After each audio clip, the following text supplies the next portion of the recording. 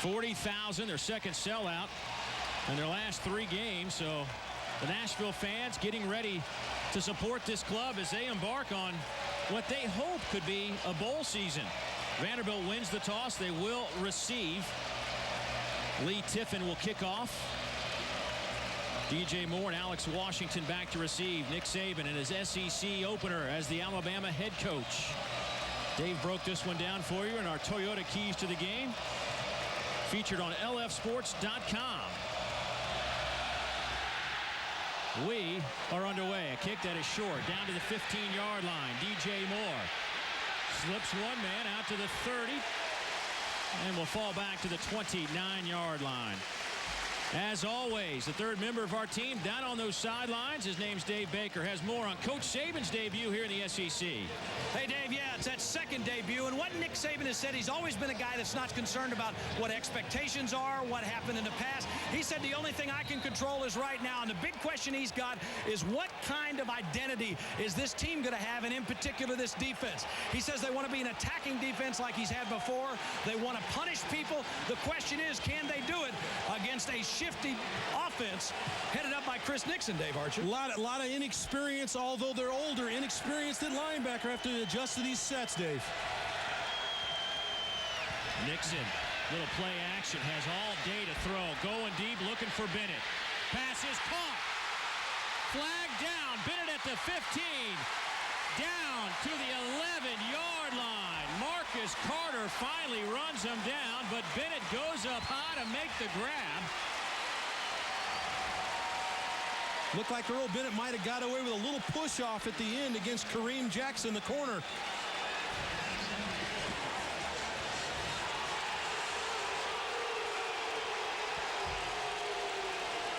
They went right after the freshman, the true freshman out of Fork Union, Virginia, and Kareem Jackson. How about the play call? Little play action fake, and I'm going to put it up to my best guy. Chris Nixon airs it out. He's a little short with the throw. Offensive pass interference against number 10 on the offense. We also have a personal foul, face mask against the defense. Penalties were offset, still first down. Just a little late push off with the left hand by Earl Bennett. And you're going to get that call every time the official was right on top. It's a good call, tough call for Vanderbilt to open the game. Well, there were 2 penalties, 2 violations. I don't know if you caught that in that over that replay, but there was a face mask also, a 15-yard variety against Alabama. So certainly those penalties will offset, and we'll just do it all over again. Buzz? Personal foul, face mask at the end of that play. So what looked to be a huge play for the Commodores turns out to be a huge turnaround the other way. So we'll do it all over at first down and 10. Ball sits at the 29. Little play action again. Nixon runs near side. Hits a couple of crimson jerseys. Picks up maybe 2 on the play, but a big-time collision. Darren Mustin, the senior out of Brentwood, Tennessee, right here in Nashville, along with Rolando McClain, make the tackle. Here's our starting lineups, and, of course, Earl Bennett. We've already seen what he can do. Yeah, he's their big-time player, and he's just climbing up the list. By the time he's done, he'll be the all-time leading SEC receiver. And up front, the offensive line, big part. 5 seniors. Brian Stamper coming back off an injury after his back, but 5 guys up front that have been in a lot of battles. 106 starts by that starting offensive unit. And maybe the best is over there on the left side, the left tackle, Chris Williams.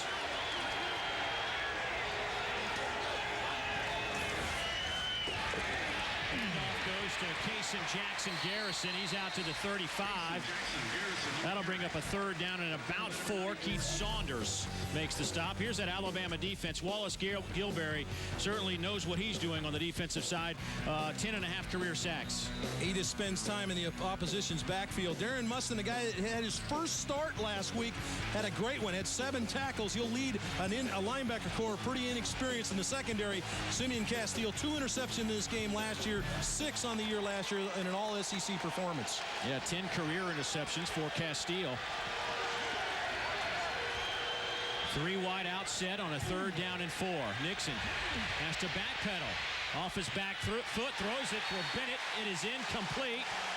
And the Commodores will have to punt it away. Simeon Castile on the coverage for the Crimson Tide.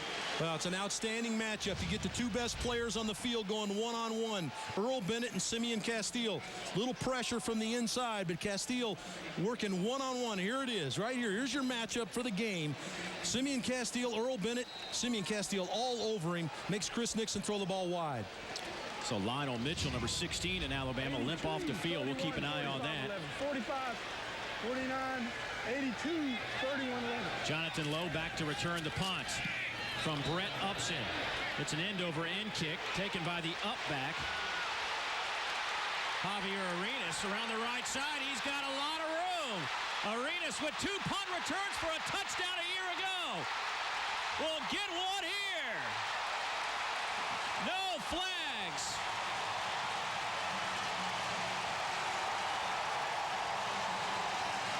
They will actually spot him at the half-yard line. A 69-yard punt return. Well, Alabama does an outstanding job of setting up the wall, but what Vanderbilt doesn't do is they're trying to kick the little low kick. They don't stay in their lanes. Look at all the Vanderbilt players bunched up on that left side. There's nobody to the Alabama right. They get a couple of blocks, and then it's just Arenas trying to outrun everybody to the end zone. I'm wondering if they didn't have something set up for Arenas. They lined him up on the near sideline, and Jonathan Lowe was deep. I wonder if they weren't going to bring Arenas around on some kind of reverse on that punt return. Didn't need to. Nice way to start the game for the Tide. Hand off left side to Terry Grant. Touchdown, Alabama. Well, no mystery to this, Dave. Just the power side of the football for this offensive line. Andre Smith, Justin Britt, Antoine Caldwell going to go off that left side. And the freshman just gets in behind the big bodies and just leans into the end zone. Those are the kind of drives you like, Dave. 1 play, 1 yard. If you're an offensive unit. Lee Tippin with the point after is up and good. So for the second game in a row, Alabama, 1 play on offense results in a touchdown. If they keep this up, that'll be a pretty good year.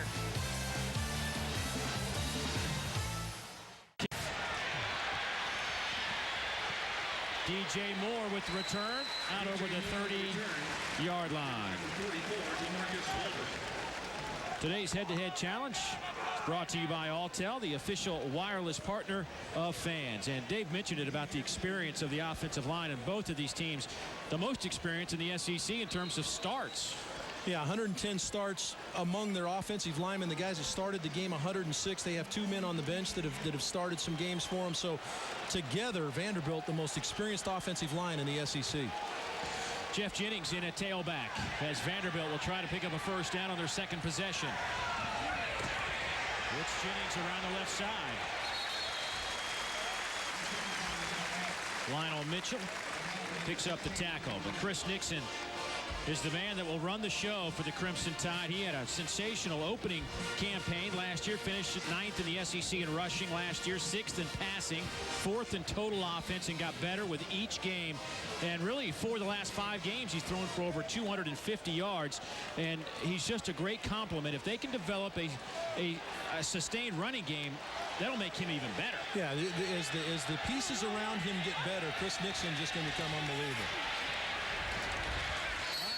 Jennings a couple of yards shy of the first down. Wallace Gilberry hanging on.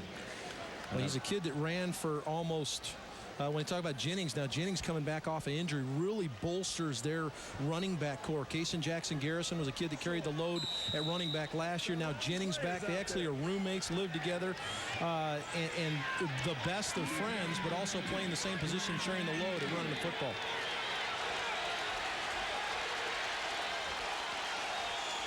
Another third down. This one just 1 yard for the Commodores. The quarterback keeper. I don't think he got it. Nixon is stuffed at the line of scrimmage. And that'll bring up a 4th down. Lorenzo Washington and Darren Mustin led the charge for the men in crimson. Alabama crowds the line of scrimmage with their linebackers, and Mustin is right there in the hole to take away the run. Watch Mustin step right in the hole. Gilberry forces Nixon to the inside, and then Mustin's there to make the play. Mustin very excited about coming back home to Brentwood. Okay. Here in Nashville, a little suburb of Nashville. A lot of friends and family on hand. Upson's punt will sail out of bounds. Not a very good kick. They will spot it at, well, they're moving closer and closer to the 36-yard line. So good field position for the Crimson. Pride standpoint, you've given up 7 points already, but your defense hadn't even really been on the field. What do you do defensively? No, you just come in and play your game. It's way too early in the game to panic or anything like that. They gave up an early score last week to Richmond as well. Terry Grant with the carry, gets a couple of yards. John Parker Wilson will run the show again for this Alabama team. Coming off a 17 of 25 performance last week. 68% of his passes were completed.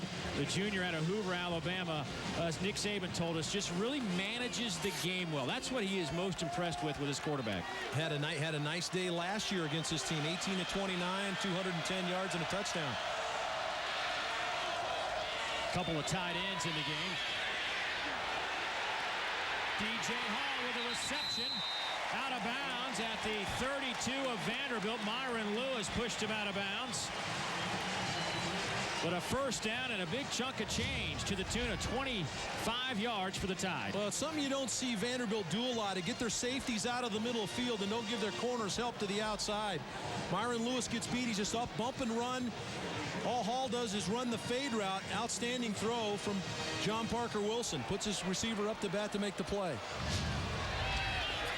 DJ Hall has now caught a pass in 20 straight games. Hand off to Grant. He gets the left side and a first down. The flag is down at the 25. They'll spot the ball right about the 20-yard line. DJ Moore ran him out of bounds. There's Rocky Good, excuse me, our referee today. And now we'll back up the Crimson Tide. Holding 88 against the offense. Penalties 10 yards from the spot of the foul. Repeat, first down. Thank you, Rocky. And here's a look at this Alabama offense. And an offense that has some weapons now that you can throw Terry Grant in the mix. Well, you saw what DJ Hall can do. Just caught the long fade route. He went for over 1,000 yards last year. Outstanding big receiver. And their offensive line is really the strength of their offense. Big guys come off the football, anchored by Antoine Caldwell. We saw it graduated there in 3 years. Two tight ends set once again. Here's Grant. Look at his feet work. Oh! Grant down to the 15, down to the 10. Ryan Hamilton will get the tackle, but not before a pickup of 26 yards. And you talk about quick feet. If you're an Alabama fan, you have got to be excited about the fact that they've got a bunch of young running backs, and it starts with this kid right here, Terry Grant. Had a monster day last week and gets a great block from John Parker Wilson at the end of this run. His quarterback, 14, right there out in front to extend the run another 10 yards. Great job by the young running back. First and goal from the 8. Glenn Coffey in a tailback. He'll get the handoff down to about the 5.5-yard line.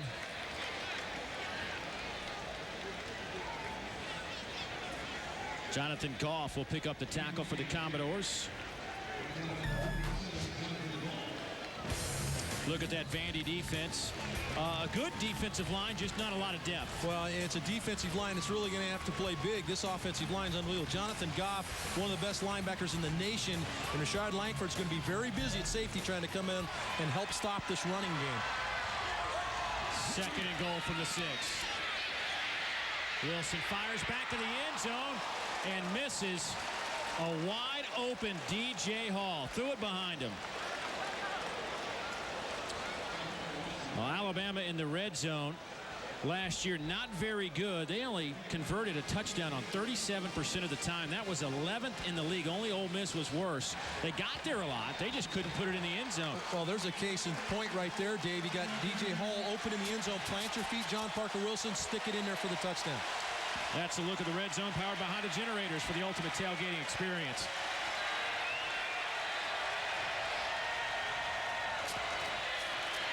John Parker Wilson dancing around, gets it to about the 2, and that'll bring up a 4th and goal. Steven Stone in on that tackle. What do you do here? Well, I would lean on that big offensive line, but it's 2 yards now, and so it's not 1 yard, it's 2 yards, and so Lee Tiffin's going to come in and kick it. John Parker Wilson does not get enough credit for his ability to make people miss. He's not a fast guy, but he's just quick, has nice awareness, makes people miss, leans in for a nice pickup there. 20-yard field goal attempt on the way from Lee Tiffin. He missed from 27 and 40 last weekend from the left hash.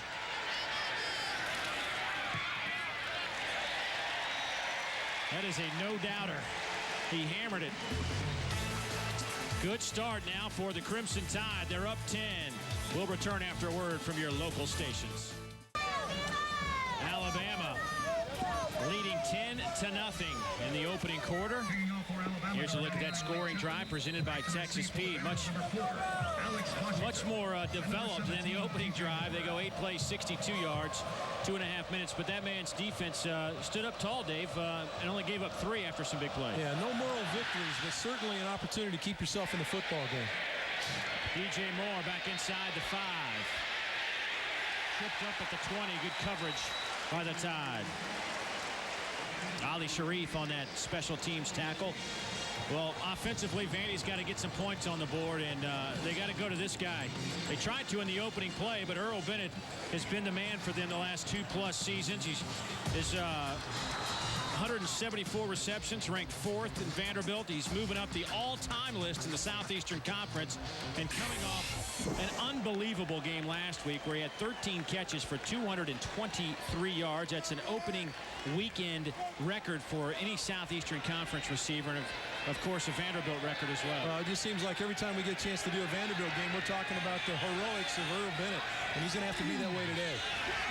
Pressure comes from the outside. Nixon steps up, fires, overthrows his target, Sean Walker, the speedster. Well, Ezekiel Knight, the linebacker, is going to come and provide pressure to make Chris Nixon step up, and that takes the timing away a little bit. Then Nixon rushes the throw to Walker deep. There's Ted Kane, the offensive coordinator. They've taken a couple shots early. Obviously, the penalty on Earl Bennett on the first play of the game, and then the shot there to Walker. That'll help a little bit with your intermediate passing game because Alabama won't be as willing to squat down on routes. Trying to set up a little screen on the backside, and boy, Alabama, I don't know if they read it well or just happened to be in the right place. Well, Lorenzo Washington and Wallace Gilberry are the guys trying to defend against the rut, and they block them a little bit too good. You can actually block defenders a little too good on a screen. They held up Washington a little bit too much. Buzz? Here's the deal now. You know, Nick Saban talked about the fact that these young guys better applying pressure than reading. Now that they got that 10-0 lead, looks to me like they're bringing the heat some more. Yeah, they had the last couple of plays, get an extra. Rusher, let's see what they do here. On 3rd down and 10, across the middle. Pass is caught by Walker. First down, Vanderbilt. Well, good protection up front, David. All starts with good protection. Allow Chris Nixon to plant his feet. And then a nice route to the inside by Sean Walker. See the protection. He's got some protection to get it off. And then a nice throw over the middle to Walker. Walker working one-on-one on the outside. He's going to run the in cut, the deep in cut right there. A little pressure break and gets to the inside for the first down. Nice job of catching the ball in the middle. A lot of receivers won't go up and snag that one like that. Nice job, Sean Walker. Sean had a couple of grabs last week for 34 yards against Richmond. Handoff right side, Jeff Jennings. Just shy of the 40-yard line, give him 3.5. Wallace Gilberry with his second stop today.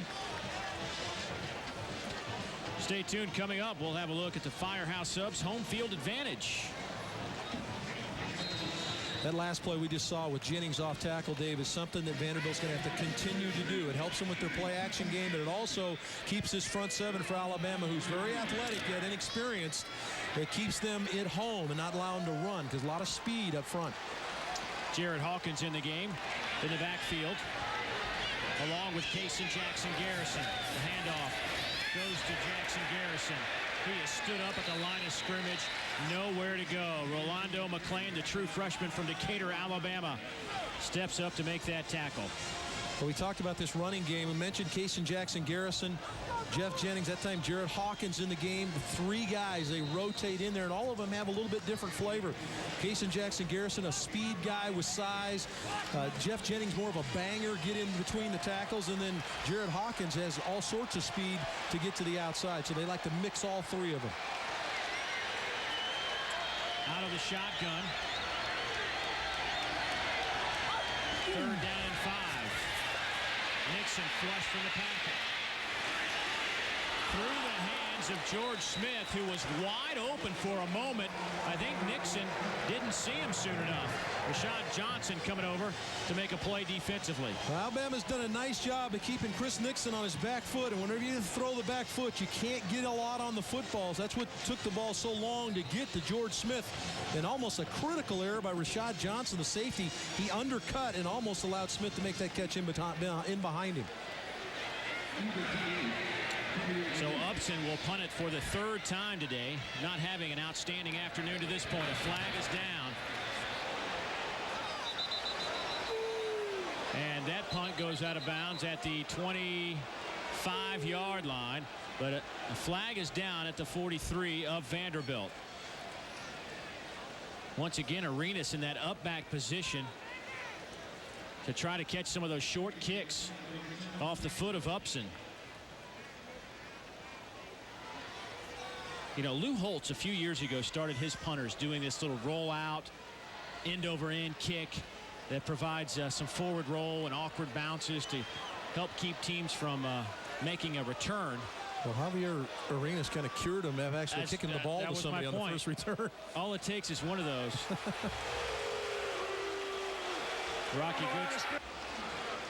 Rocky Good says no flag, so Alabama will have good field position once again to start this drive, leading 10-0 with 6 minutes to go in the first quarter. And with that, we will step aside for a moment. We're in Nashville, Music City, Alabama and Vanderbilt, the SEC opener for both the teams. Over 9 yards per play on offense after 8 plays. And there is Major Applewhite, the offensive coordinator, joining the Nick Saban staff this year. Was the youngest coordinator in Division I football at Rice last year. Also spent time coaching quarterbacks at Syracuse.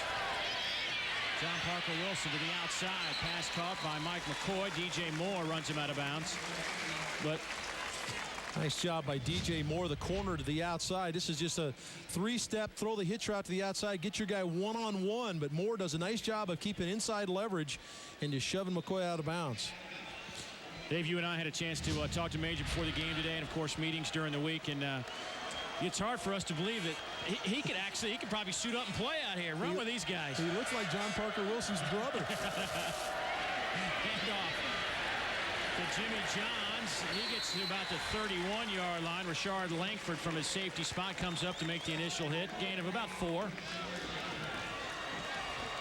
As we go under 5:40 to play in the opening quarter. That'll bring up a 3rd down. Good job by Vanderbilt standing up against the run now. Big situation here for him. Try to get off the football field. Alabama pushing them around a little bit up front. Our 1st and 10 line brought to you by IKBI Incorporated. IGBI, building vision, building relationships.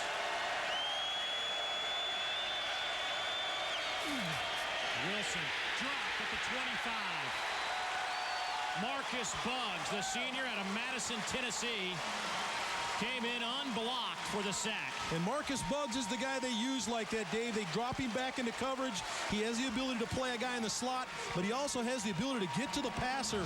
He's just going to come off the edge on your right side, come right through the middle, little stunt between him and the defensive end. He will snake through and get to John Parker Wilson. Big play for the Vanderbilt defense. First time they have stopped Alabama this afternoon. P.J. Fitzgerald stands at the 11. Earl Bennett and Alex Washington back to return the punt. And a flag is down. Some movement up front against Alabama. It was 5 yards from the previous spot. Still fourth down.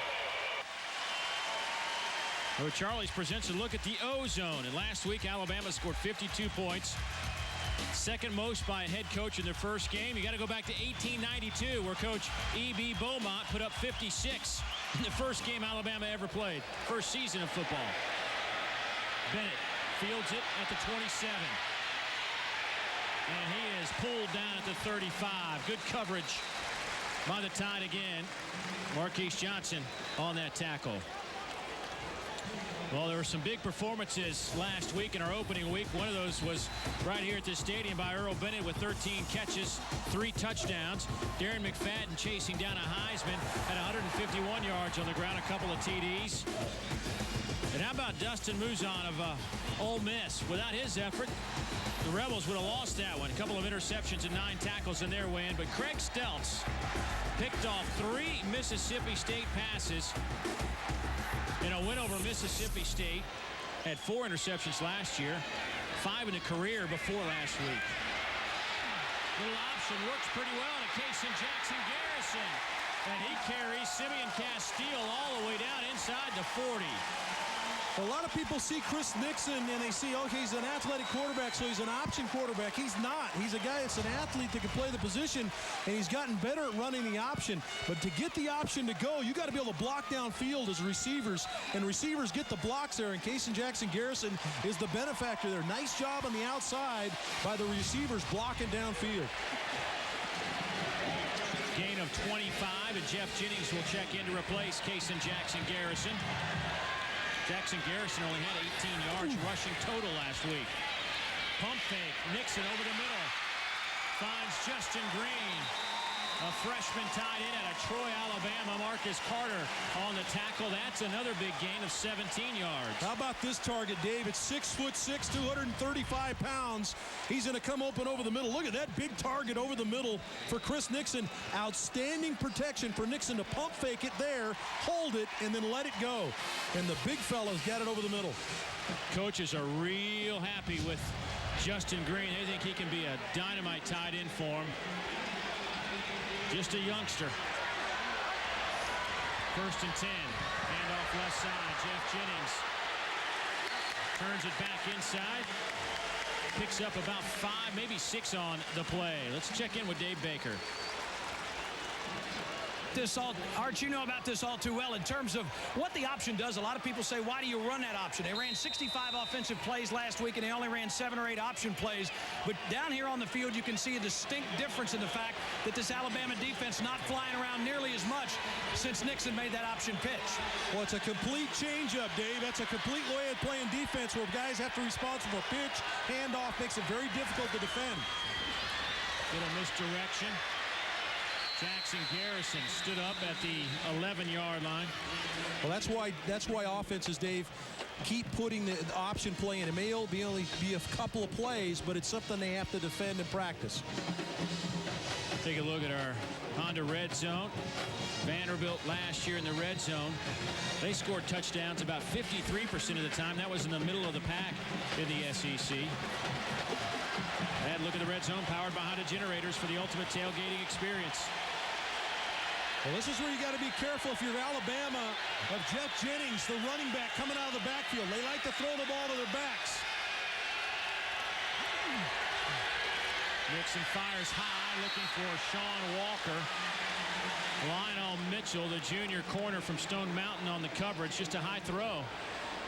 Well, Chris Nixon decides to throw the slant to Sean Walker on the backside. Jeff Jennings, the running back, is wide open in the right flat, but his read took him to the left side to try to get Walker to throw. Had he had the throw down, he had a chance for completion. This will be a 33-yard field goal attempt from Bryant Honfelt. Made from 22 and 25 last week. Missed from 33. From the left hash, the kick is up. And it is good. So the Commodores on the board here in the first quarter. 1:36 to play. A nice drive by Vanderbilt. We'll return after this message from the SEC.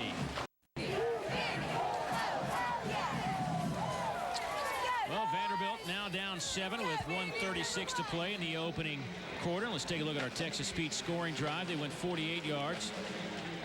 Had the ball for 2.5 minutes, just over 2.5 minutes. Chris Nixon, by the way, today is just 2 out of 7 for 33 yards. John Parker Wilson 2 out of 3 for 32 yards. But a nice answer there, Dave, for Vanderbilt to come down the field, and it looked like their offensive line began to insert themselves a little. It looked like Alabama in this most of this first quarter have controlled the line of scrimmage on both sides of the ball. That time, Vanderbilt's senior-laden offensive line began to push Alabama around a little bit, created some holes for the running game and some protection for Chris Nixon. Ryan Honfelt will kick it off for Vanderbilt. DJ Hall and Javier Arenas to return the kick. It will be Arenas. Bounces off a man. Nice return by Arenas. He is a dynamite return man, no question about it. The little guy gets it out to the 28-yard line. Joe Caldwell brings him down. Nick Saban on the sidelines at Alabama for the first time here in 2007. You see what he's done in his first years at his other stops as a head coach. Toledo had an opening campaign that went 9-2. Michigan State 6-5-1. LSU, they finished second in the SEC West. And of course, Miami in his first season there in 2005. He had a 5-game turnaround from the year before. You look at all those pictures, he hasn't aged a day. 17 years, the guy looks the same. I think his coaching might have changed a little bit. John Parker Wilson looking up top. Mike McCoy trying to shake free. Can't get his hands on the football. Hamilton and Moore on the coverage for Vanderbilt. We're talking to Nick Saban. He knows that this is a work in progress. I mean, he's spent a long time with us in our conversations trying to just lay it out for us, the foundation. He's talked about it throughout the preseason, but trying to get this team to do things the right way, the winning way, and to get rid of some bad habits that they may or may not have developed in past years. But he's really preaching about the process. Well, he's a stable guy, too. He's a guy that has a vision, and it's a vision that's been successful, so people are buying in, obviously. Grant on the carry, only a couple. Marcus Buggs leads the way for the Vandy defense. There's some really good football players on the field today, obviously, Dave, but some of the top ones, one of them is right here, Jonathan Goff, playing off the All-American tackle and Andre Smith, and then limits this play. Does a nice job of holding up the play to allow the rest of the Vanderbilt defense to get there. Goff making his 30th consecutive start, had 7 total stops in the opener. Last year had 93 tackles. Out of the shotgun on 3rd down. Wilson up top, wide open. Hall makes the catch and then drops it. Had it in his hands. Myron Lewis was the corner in coverage.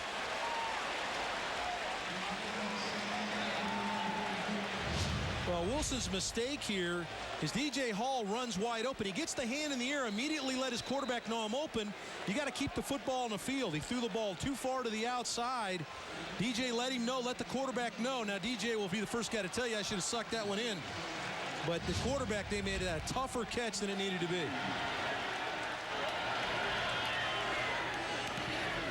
Fitzgerald punts it away. Flag down. With a fake reverse and a big-time block. Alex Washington still on his feet. Washington to the 20, to the 10. Touchdown, Vandy. How'd he do that? Well, they had the fake reverse on to Earl Bennett, which really affected Alabama's coverage, and then they hit the wall. There is a flag on the field. There's a chance that one of the gunners for Alabama was held up and maybe have drawn a holding penalty from Vanderbilt. 70-yard return, whether it stays or not, is being discussed right now on the 7-yard line. Alex Washington. I don't know how he stayed on his feet. That was amazing. But it may be for naught. Rocky Good, our referee today, will sort things out for us. Face mask against the receiving team. 3 yards around the line of scrimmage. Will be post-scrimmage kick enforcement from the end of the kick. What an outstanding run. And Bobby Johnson is livid. Well, he's upset that they had to meet him. It was a plain call. It was something they had to talk about, and that's what Bobby's upset about, is that they had to discuss what had happened. So there was a little bit of doubt in their mind. But it's got to get it to the left side. Now watch the fake here. The little fake reverse to Earl Bennett right there froze the Alabama coverage just enough. The flag, you see the flag already down on the ground. And that had to have come against Vanderbilt blocking one of the gunners, one of the outside guys for Alabama. But just an outstanding job, Alex Washington, getting the end zone. What a great run.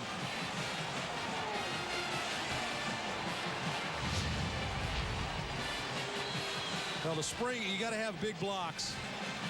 Just a huge block right there to get to the wall. Now you're on the wall. Jared Hawkins out in front. Well, that's 2 big plays that have been nullified for Vanderbilt by infraction, so they'll back it all the way up to the 15 with 13 seconds to go in the first quarter.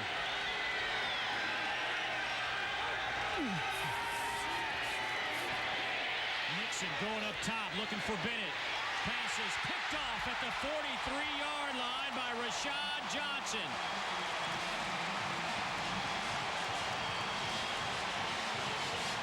Chris held this ball a long time, and when you throw deep late, there aren't very many good things that can happen. Rashad Johnson's just going to play center field. You see number 49 right there in the middle of your screen. He's reading the quarterback's eyes. A little surprised. I don't know if Earl saw the defender.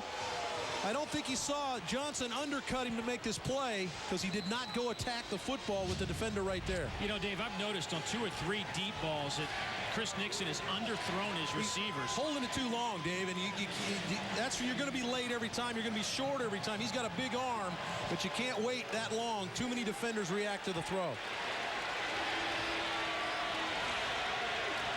This will be the last play of the quarter. Play clock down to 1. Just gets it off. There's the tight end, Nick Walker, the junior out of Brundage, Alabama, who played his high school ball with Vandy quarterback Chris Nixon. We'll have more on that story as this game unfolds.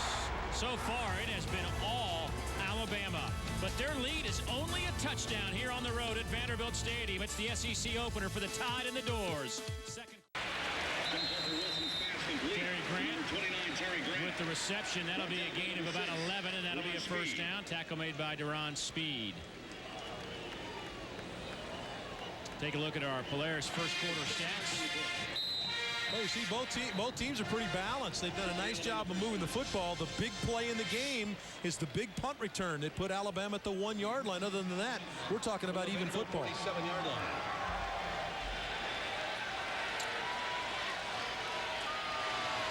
Fresh set of downs for the Tide. Wilson fires. Picked off. What a grab from Rashard Langford. He's knocked out of bounds at the 36-yard line. Wow. What a grab from the safety. You talk about a big-time play trying to get the ball to the freshman running back in the flat. And this is just a big-time SEC safety play. It's an outstanding throw. It's going to be right on the money, and then just undercut by an outstanding player, Rashard Langford. What a big play by the redshirt junior safety. Right on the coverage. Langford playing with bruised ribs, suffered last week, was beat up all season. When healthy, he is one of the best safeties in the game. Well, and you can see the big flak jacket around his waist there, Dave. They're trying to protect those ribs. Vandy catches their first break of the game. First down and 10. Nixon pressure comes, and he's dropped. Bobby Greenwood out of Prattville, Alabama with the sack. Help came from Wallace Gilberry. Well, Vanderbilt is trying to throw a lot of footballs down the field, and that makes Chris Nixon hold the football. This pass protection is not going to be able to hold up with the guys up front for Vanderbilt getting after you. He's got to get the ball out of there. Just not a lot of options for him to dump the football off. See the back over the ball, Jeff Jennings? Get him the football right now. Need to move the chains. That's a loss of 9 on the play. 2nd and 19. Handoff goes to Jackson Garrison. Nothing doing for Jackson Garrison. That true freshman, Rolando McClain. I like the way he's playing so far. Well, we need to keep an eye on Chris Nixon now. Notice for about a quarter, about midway through the first quarter, he's been stretching his hamstring, and I think he hurt his hamstring a little bit on one of the scrambles. Kevin Steele, the defensive coordinator, likes this defense, but they've been around school for a couple of years. They just don't have a lot of game experience. It's a work in progress, he says. Nixon over the middle. Bennett makes the catch. But he'll be a yard and a half, maybe 2 shy of the first down. Kareem Jackson brings him down. This is an outstanding. Watch Earl Bennett's effort after the catch. Nixon, good protection. Bennett runs the in cut. The ball's right now. Watch him go north to south right now. Get up the field. Earl Bennett, his ability to understand where he is on the field, avoids the jam, gets to the inside, now snaps it inside. Now watch him go up the field. Just ends up just short. Because of that, he allows Bobby Johnson to go for it here. 5 wideouts. Vandy will want a timeout on a 4th down and 2. A big decision for Bobby Johnson here in the second quarter. We'll step aside. No, we won't. We will stay here. Big 4th down coming up, but we'll return after this message from the SEC.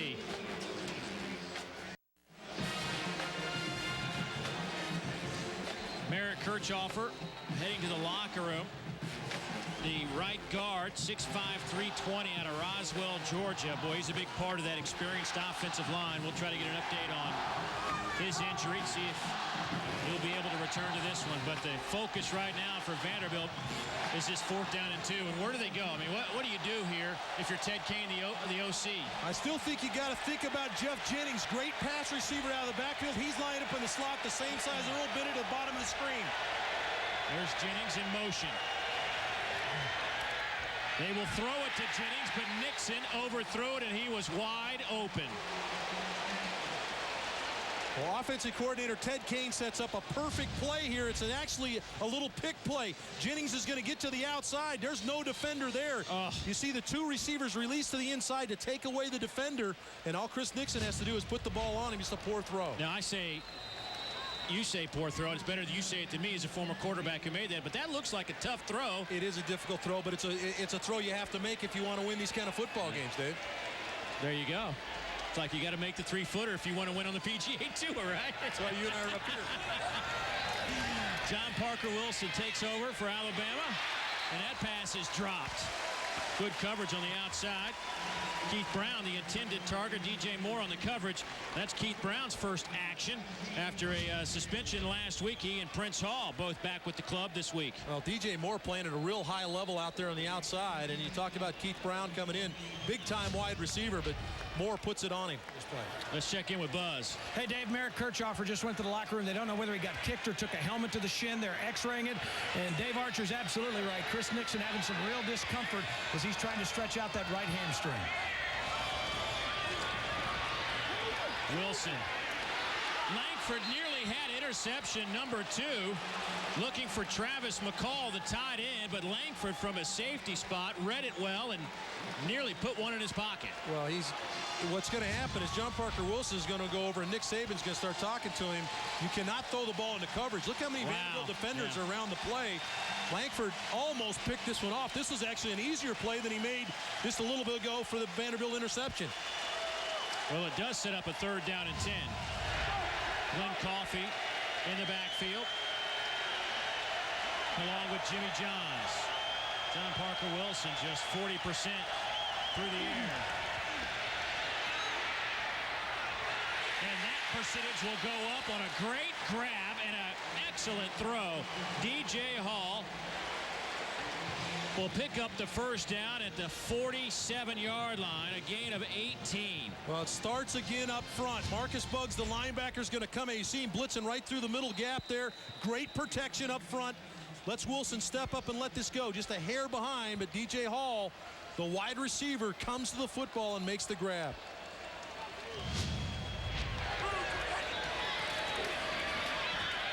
Handoff left side.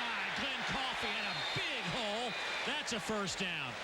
What a collision at the line of scrimmage.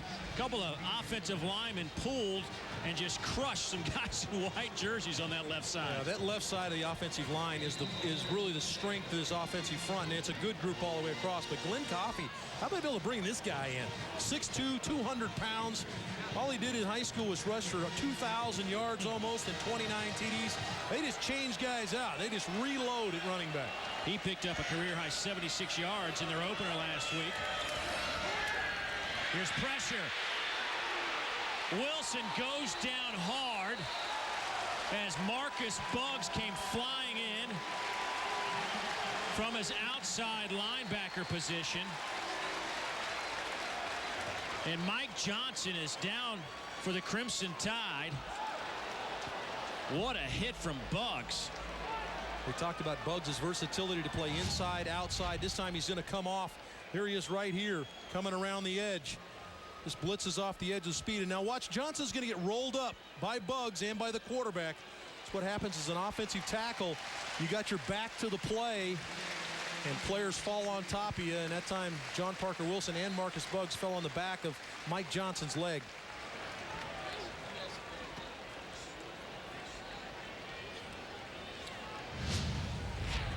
I'm surprised that John Parker Wilson popped up as quickly as he did. That was a pretty big hit from Buggs. Well, Buggs is that guy that you better find in protection if you're Alabama, because if he gets around the line of scrimmage, he's coming. They bring him inside, outside, wherever. And he's got the kind of speed that it's hard to catch up to. Even tight ends have a hard time picking up that kind of speed off the edge. Handoff left side. Here's Grant. Bounces outside, picks up the first down. Really reads his blockers well.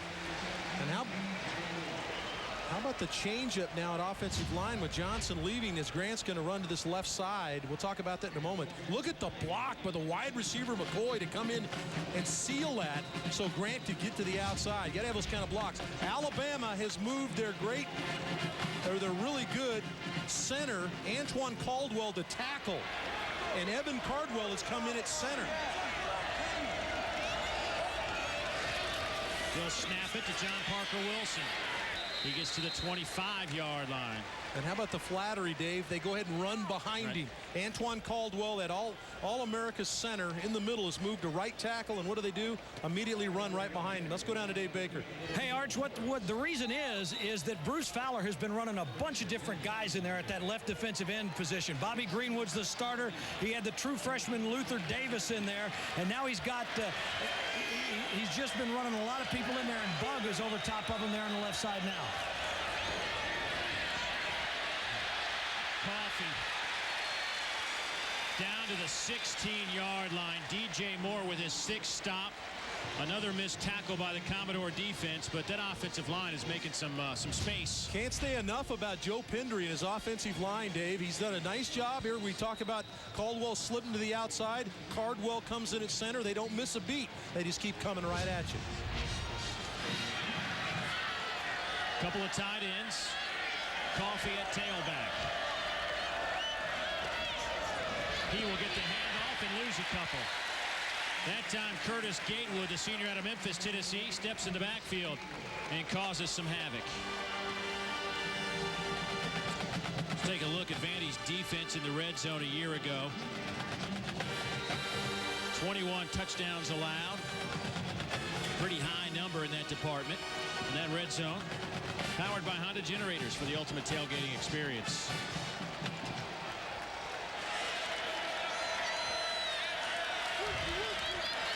Second down and 12. Travis McCall, the tight end, in motion. No handoff right side. And Steven Stone was a stone wall. Well, Steven Stone just knifes through on that right side. We talked about some of the changes in the Alabama offensive line. He just knifes in between. And Antoine Caldwell. Caldwell's the tackle. He just turns him loose, expecting some help to the inside. Didn't get it. And you got to wonder how many snaps is Antoine Caldwell taking a tackle this week to prepare for this game. He's their starting center. I would think not many. Here comes some pressure. Wilson steps up, fires. Out of bounds. It was nearly picked off by DJ Moore, but he couldn't get the foot in bounds at the goal line.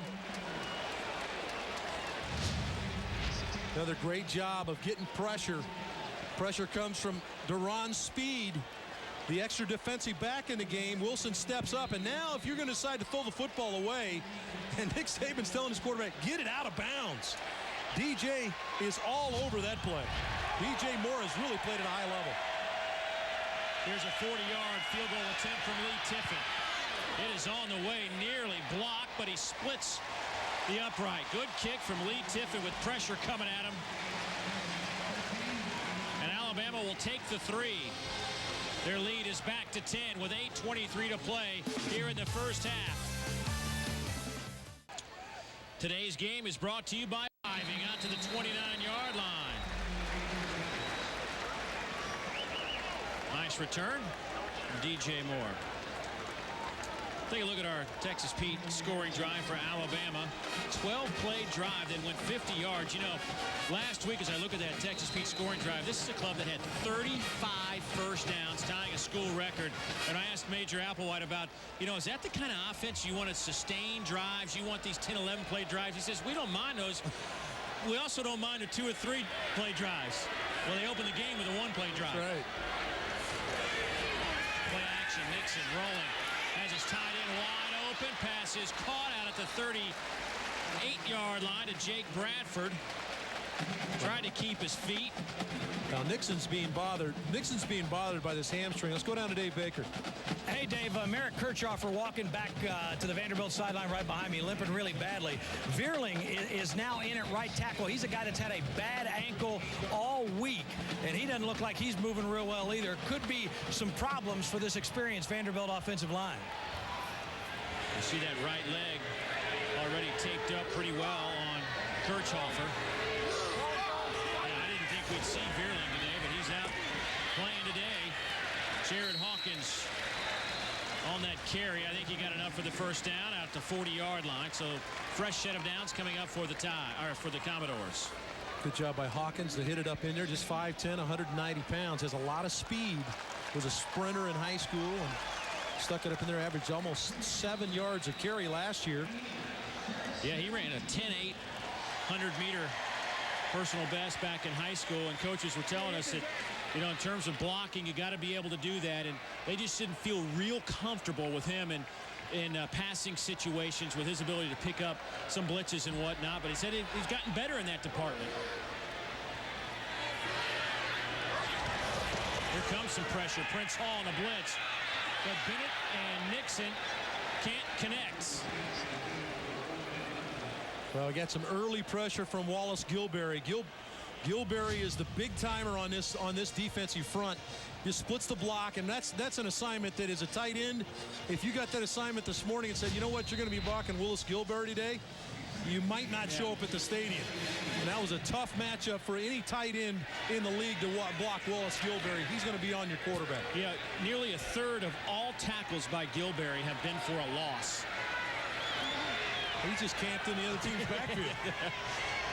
Nixon not having a great day so far. 4 out of 12. Here's pressure again. He'll try to flip it to Jeff Jennings, who wasn't looking. I think Jennings was going to go look for a block. Yeah, he was. I think some of this is being brought on because of Nixon with his hamstrings bothering him. He normally would have taken this and just split the defenders, but tried to flip it to Jennings, and Jennings had no chance there. You know, Jennings cracks down on a block, That could have allowed Nixon to get to the sideline and pick up a few yards. Instead, he tried to pitch it away. Just 31% through the air for Chris Nixon. And he's looking at a 3rd down and 10.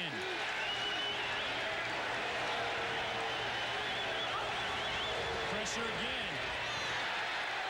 No flag, a collision on the play. Looking for Jeff Jennings. Rashad Johnson in coverage for Alabama, and the Commodores will have to punt.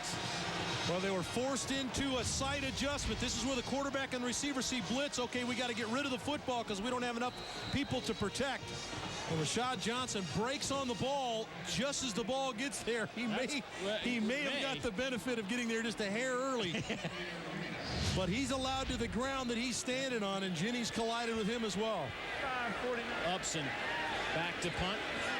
Jonathan Lowe is the deep man, but Javier Arena standing at the 30-yard line on the far hash. This is a high kick. Fair catch called for. No flag on the play. Alabama will take over at the 23-yard line here in the second quarter. Back after a word from J. Hall, but a dangerous throw. Well, he got a little bit of pressure, Dave, which held up this throw and made it look like there were 2 defenders there. Rashard Langford actually comes from the middle of the field, so initially it's just Lewis and DJ Hall, but because it took so long for the ball to get there, Langford, the safety, is able to get over and make a play. Boy, Langford can cover a lot of territory. He's been everywhere, hasn't he? 2nd down and 10.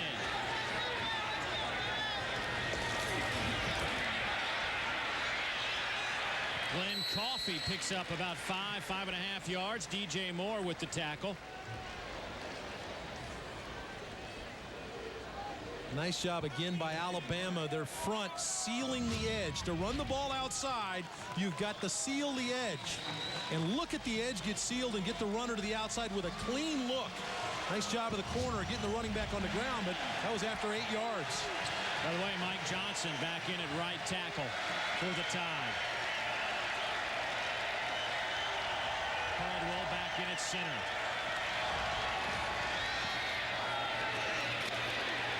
Pass is caught by Mike McCoy. They'll spot it near the 35, and that'll be good enough for a 1st down. Just a 3-step drop, hitch to the outside. The corner was playing off. McCoy just runs up, and it's an easy throw for John Parker Wilson. DJ Moore again on the coverage. Does a nice job of closing, but not till he get the 1st down.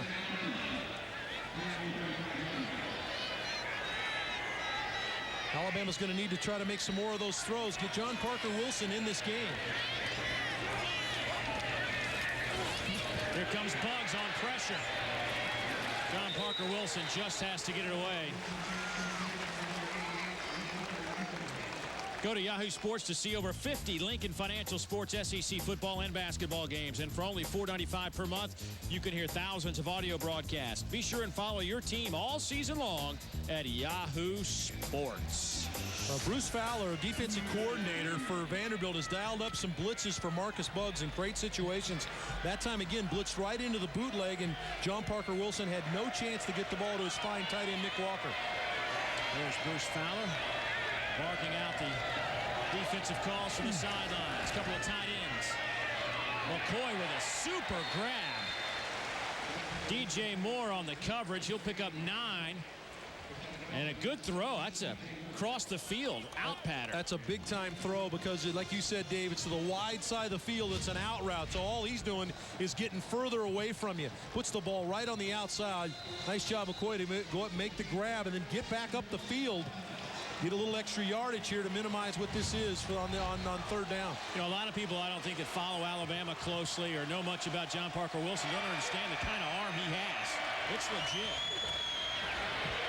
3rd and short. Jimmy Johns checks in. The 235-pound bruiser out of Brookhaven, Mississippi, will pick up the 1st down. Good surge by that offensive line up front. Come off the ball in behind Marlon Davis, pulling from right guard.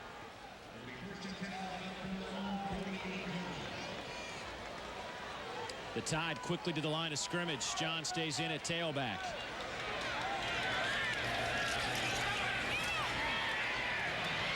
Wilson will get chased down from behind from Broderick Stewart, the sophomore out of Noonan, Georgia. It was a former Georgia State triple jump champ. Averaged nearly a double-double in basketball, so you want to talk about a solid athlete. You talk about it. Watch the speed of Stewart to run down the quarterback here. 6'2", 230 pounds, gets out there and gets on the quarterback. Good job of playing that. That's a hard play to play the run and then play the boot as well. They'll give Wilson a yard on the carry. Trying to set up a screen, and boy, did they ever set it up.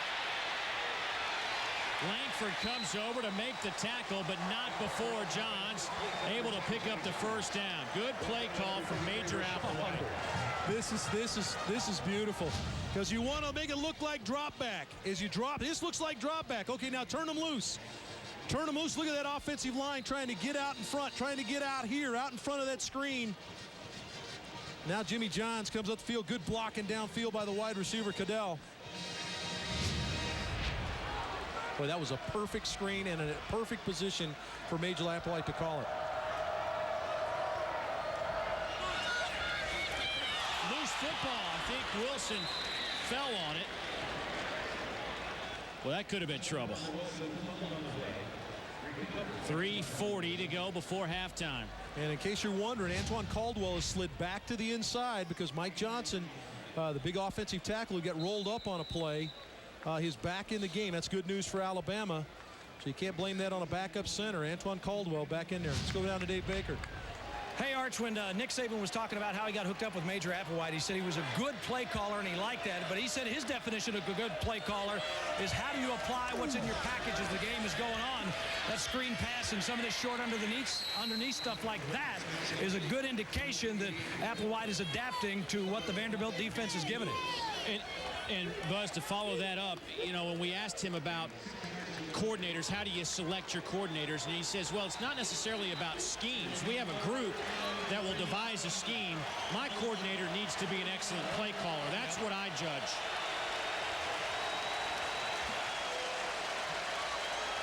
Of course, he's had a couple of good ones recently in college football. 3rd and 3.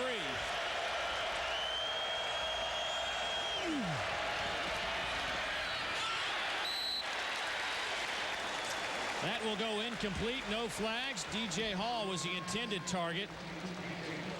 Brandon Bryant, the linebacker, confuses the look for John Parker Wilson. He's going to look right at you right here. He's looking, am I going to throw the slant? Or am I going to throw the guy to the inside? You see number 11, Cadell, was inside. He was the slot receiver. He actually came open. Bryant, the linebacker, slow played it and clouded the look for John Parker Wilson. 49-yard field goal attempt coming up for Lee Tiffin. He made a 47-yarder last year to beat Vandy. We'll see what they'll do when we come back. Oh, good. It had the distance, but not the straightness.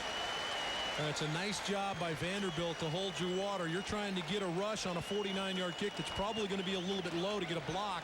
They did not jump offside. Offside would have given Alabama a first down. So good job by the special teams and the defense for Vanderbilt. Let's take a look at our Advanced Auto Parts drive to the SEC championship standings, and really not a lot to talk about in terms of the conference situation as we're getting underway, but a big one tonight, Georgia and South Carolina. That'll go a long way in determining how those two seasons play out. And of course tonight it's not a conference game. A lot of eyes focused on LSU and Virginia Tech. Nixon incomplete, looking for Sean Walker. He's just having a tough day. He is 4 out of 14 through the air. And this is a guy coming off an opening game. Now, I know the competition is greatly different, but nonetheless, it is competition. 19 out of 25, 284, and 4 TDs last week. Well, offensive coordinator Ted Kane is trying to find a way to get Chris Nixon in some kind of rhythm. Get him a short throw, get him the football, get somebody the football so they can make a play. That was supposed to be a little short slant route, but Nixon couldn't get the ball down. Yeah, his accuracy has been off today. All right, watch it. This a little bit behind his target, but a good catch from George Smith, 6'3", 200-pound junior. And that's what has to happen, Dave. You said the ball thrown behind Smith. Those are the kind of plays you got to make for your quarterback. No huddle for Vanderbilt as the clock ticks to 2 minutes. 3rd down and about a yard. A forward receiver set. Nixon looking for Bennett. He made the catch, but out of bounds. On a 3rd down and 1, they just throw it up for Bennett. Well, that wasn't the primary throw on the play. Alabama's doing a good job of pressuring and playing man coverage. Nixon gets pressure in his face, so he says, you know what, I'm going to throw it up. Why not find number 10? And boy, what an outstanding catch. Ball, foot on the out-of-bounds line. And Vandy's going to be forced to punt it here in their own territory on 4th and 1. But the coverage underneath by Alabama took away the easy throws, so Chris Nixon tried to force it up to Earl Bennett. 41-49.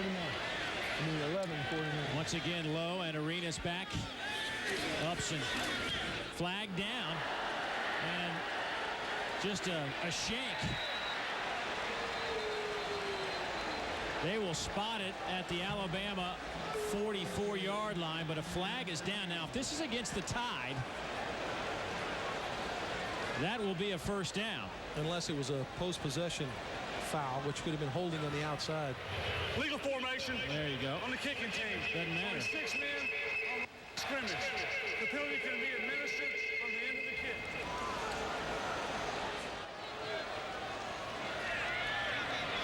I'll share my CD with you, by the way. Yeah, that would be nice. Loose football. It's on the ground, and Grant falls on top of it.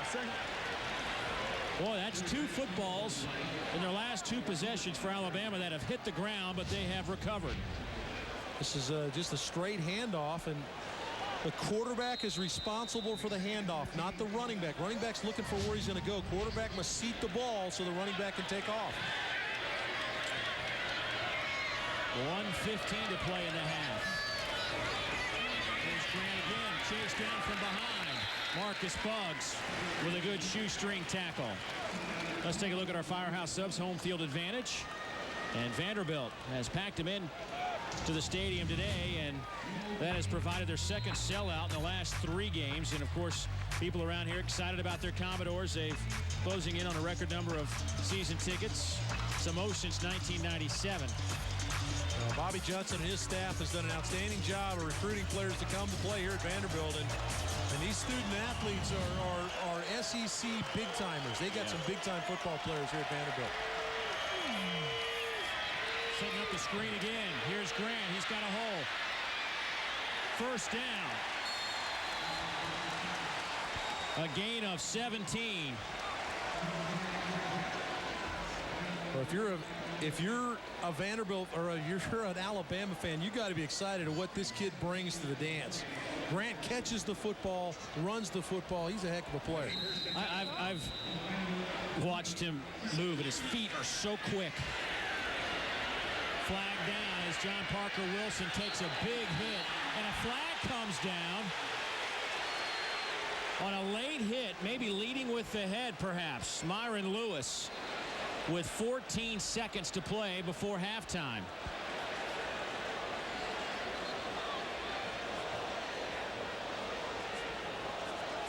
There are 3 flags on this play.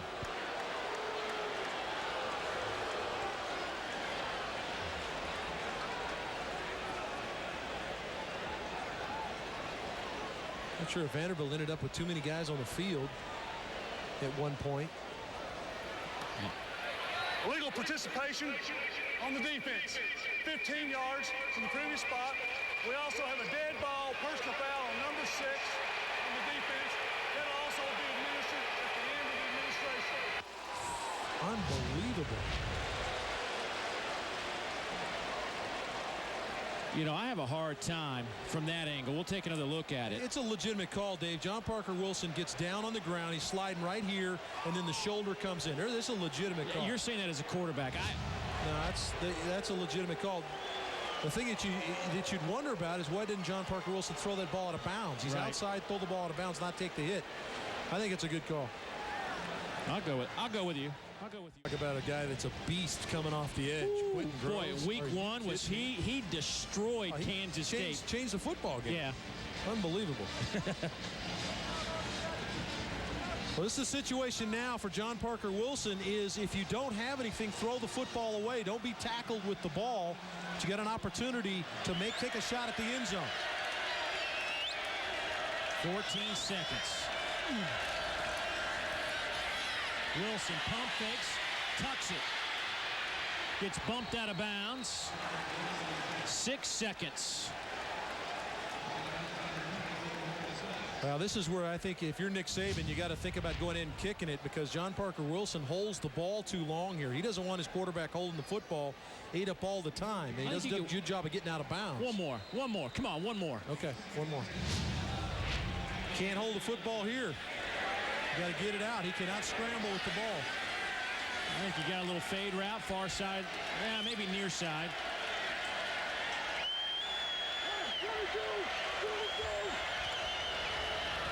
We're just going to put it in the center of the field.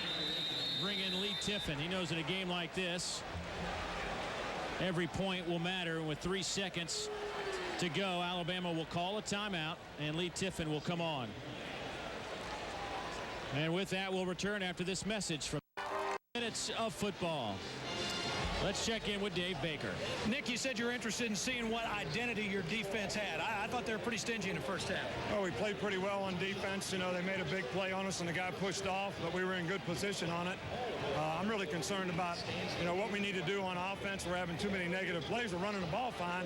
We got no consistency in the passing game, and we got too many big play players out there that we need to be getting the ball to. All right, thanks, Nick. We appreciate it. Nick Saban heads to the locker room. Not happy, but his team leads it 16-3 over the Vanderbilt Commodores. Giving up 3 field goals and not touchdowns, only 1 touchdown allowed. But when you look at those stats, really, you and I both pinpointed right away third downs. Third down conversions, which directly relates to time of possession. Alabama owns that in almost 6 minutes in the game, just under 6 minutes. It's because Vandy has not been able to convert on third down. That's a look at our Infinity halftime stats and our halftime scores. 6 down Broadway in downtown Nashville, where the Commodores trail by 13, and Dave Baker caught up with Bobby Johnson. Bobby, your guys really faced some adversity in that first half and had to overcome some big plays. Big plays, penalties, dumb play.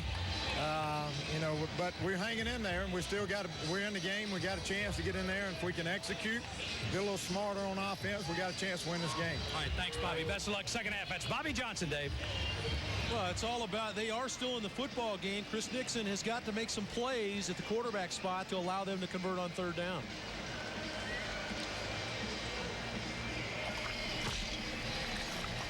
Closed captioning is provided by Chick-fil-A. We didn't invent the chicken, just the chicken sandwich. We are moments away from second half football, and the Commodores got to feel pretty good about being in this one, despite 4 red zone opportunities for Alabama. And, you know, only giving up 1 touchdown, 3 field goals in that. You got to feel pretty good if you're Bobby Johnson. If you're Nick Saban, you got to feel pretty good you're able to move the football, have those opportunities. You want some touchdowns. So I think both coaches have some concerns, but also have some things that they hope will certainly improve in the final 30 minutes. John Parker Wilson, not a great first half, as he goes 10 out of 21 for 113 yards. Chris Nixon, not much better. Even worse, as a matter of fact, 5 out of 17, 67 yards. And he had a 1 sack and 1 interception as well. From a rushing standpoint, Kason Jackson Garrison, 32 yards. Terry Grant, 53 yards, averaging 7.5 yards per carry. Vanderbilt will kick off to the Crimson Tide. You know, Nick Saban says he's always anxious to see how his team responds to adversity as he learns about this group, as this group learns about their teams as well. I think the question becomes now for Bobby Johnson, how will his team respond to adversity?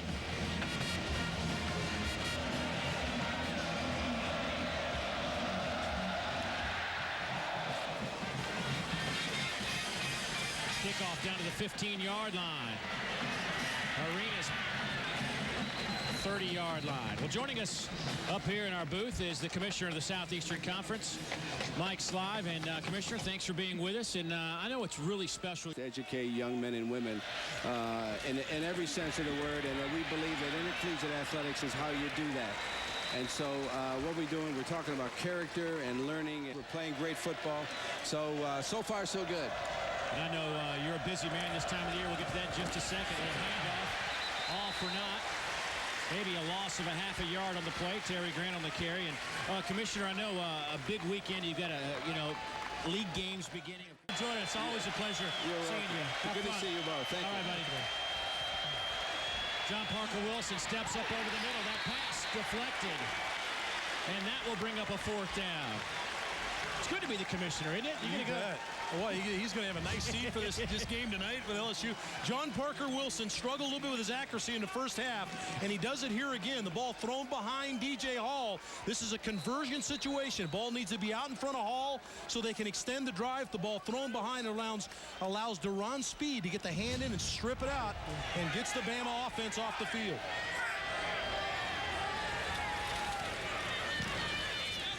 Oh, good kick from P.J. Fitzgerald. That is a boomer down to the 11-yard line. Alex Washington couldn't do anything with it. It was on the far sideline.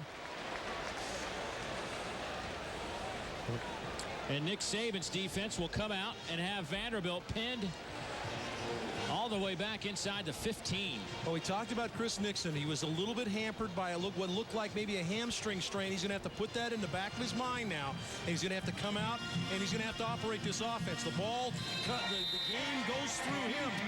And he's got to get the ball to a number of people, not just Earl Bennett, but a number of people, and get them going in the game. And it's a short, precise passing game that he has lacked so far in the game. Nixon over the middle. Incomplete. Looking for tight end Justin Green. It was a little bit low. Well, you can see Nixon limping around a little bit, and I think if I'm Bobby Johnson now, Ted Kane, I got to start thinking about maybe Chris Nixon comes out of this game. And that's what's happening right here is Mackenzie Adams is going to come in and replace Chris Nixon. Well, here comes McKenzie, who played a little bit in week number 1. The sophomore out of Tulsa, Oklahoma. You know, Mackenzie Adams was told at halftime, son, you got to be ready to go. Handoff. Look at the moves from Jeff Jennings on a rebuilt knee.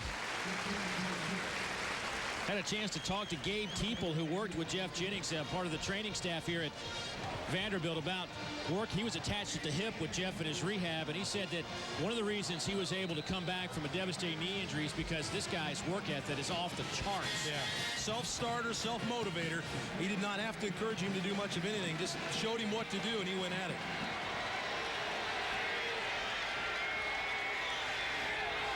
Third down and 2 out of the shotgun.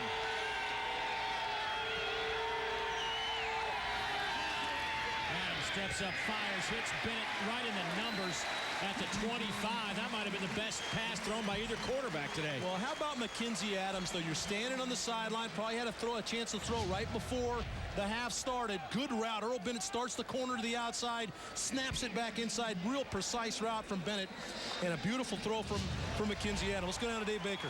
Arch, every time that Chris Nixon had a free moment today, he's been trying to loosen up that hamstring, and you just got to wonder if being in the locker room at halftime, it gets stiff. You wonder if something's going to pull it or not, and we'll have the latest for you here in just a bit.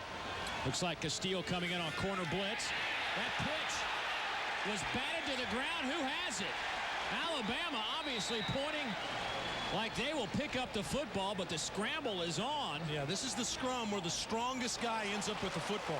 And fortunately for Vanderbilt, they had the big offensive lineman on there, Chris Williams, the All-America candidate, and he was able to rustle that one free.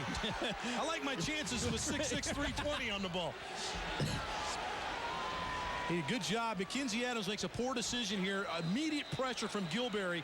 Gilberry got in his face right away, and the pitch was bad, but good job, Chris Williams, getting on the ball. Yeah, he was battling down there with Rolando McClain, and Rolando's a big boy, 6'4", 255, but when you're going against 330, different story.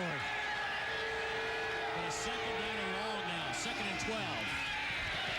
Adams runs right in to the backside of Josh Ames.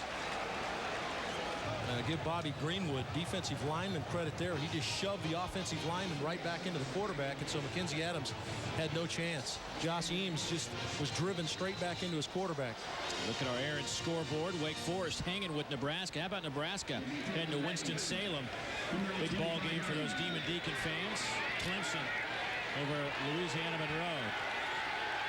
Now, if you're Mackenzie Adams here, you don't try to make too much out of something here. If you got something, you throw it, but you don't throw into coverage.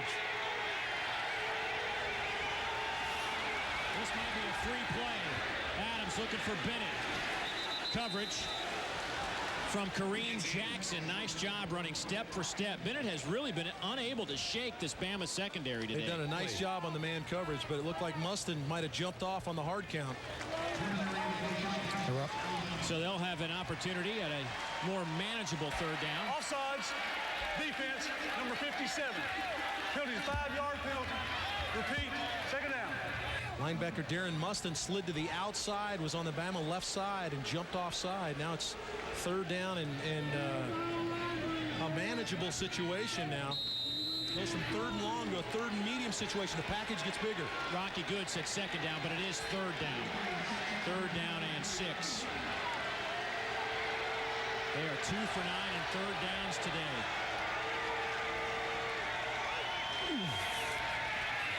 Adams steps up.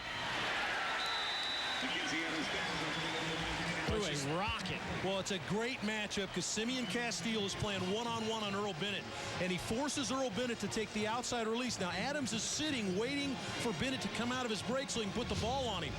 But Simeon Castile, look at the jam at the line of scrimmage on Earl Bennett, number 10. Just doesn't allow Bennett to come out of the break cleanly. Adams has to let it go early, and he's off target. Once again, Lowe and Arenas back to return the punt. And they have Arenas kind of as the up back on the near hash for these low squib kicks coming off the foot of Brett Upson. And that went right to him. And good coverage. That was probably the first time that punt had worked for Vanderbilt today. So no damage by Arenas on that punt return, but the Tide still out in front by 13. Nashville, the Vanderbilt Commodores, their hopes perhaps riding on the arm of Chris Nixon, but right now it's his right leg, in particular the hamstring. But Dave Archer, the interesting thing about this is that he's been limping around today, but he's not getting a lick of treatment right now. And he didn't look real happy when he came off the field, stood with his hands on his hips. My question is, either he's frustrated because he can't do what he wants to, or the coaches thought he was paying more attention to it than he should, and he's frustrated about being taken out. Well, I think it's a combination of the both, Buzz. I think you make two good points about what's going through the young quarterback's mind, but he's certainly hampered in trying to transfer his weight to the front side because the hamstring just won't let him flex. Wilson hands it off to Glenn Coffey. He barrels his way over the 45. That'll be a first down. Brandon Bryant, the sophomore from Cincinnati, makes the tackle, but not before Coffey picks up another 7. Well, all Coffey and Grant have done in the first half is rush for about 95, or count that run there, about 95 yards, and they're carrying it at about 6 yards to a pop. They've done a nice job, those two young running backs, of getting up the field.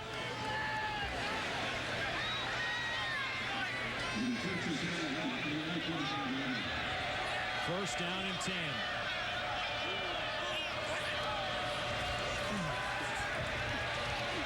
Wilson dumps it off to Coffey. Man, is he a load to bring down, and he only weighs, 200 pounds, but he plays so much bigger than that. That'll be another Alabama first down. Let's take a look at our Haviland defensive shield.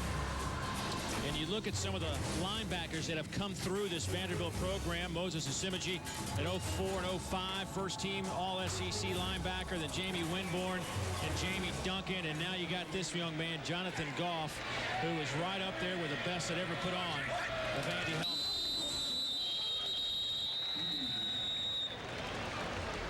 The whistles are working.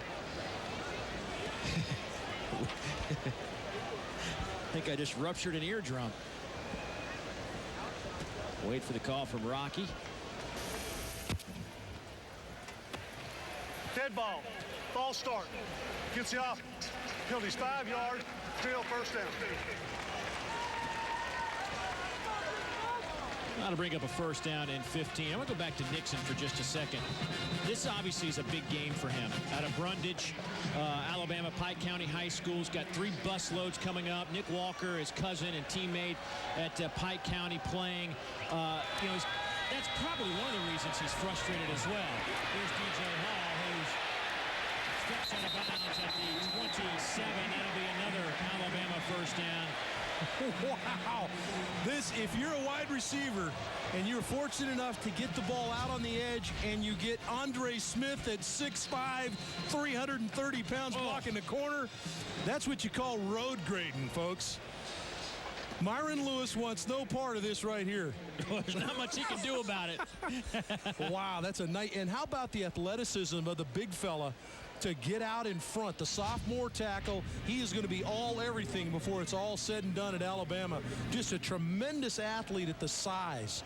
Theo Horrocks is down, the senior out of Fayetteville, Tennessee, for Vanderbilt. But back to Andre Smith, the 6'5", 340-pounder. You know, he led the entire offensive line last year with 62 pancake blocks as a freshman.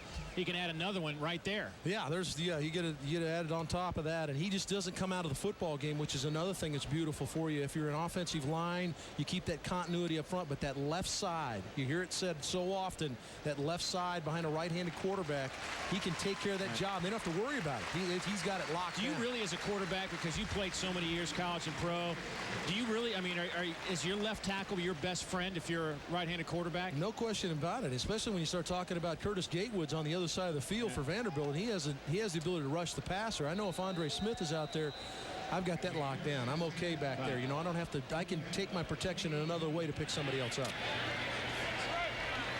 They weren't running 340, 350 in your day, were they, though? No, not at all. I know you aren't talking. I can't get a word out of you except when you want to moan at me. Here's Coffey, cuts it back inside to the 25-yard line. And along those notes, you had a chance to talk to your former tight end, Ron Middleton, who's with the Alabama Tide staff. Ronnie Middleton was a really good tight end in the National Football League and has come on and become a really good football coach. Coached at Tampa Bay the last couple of years, was released from his contract to come here. Nick Saban went and got him. And Ron Middleton, that is not Ron Middleton, but Ronnie's on that sideline.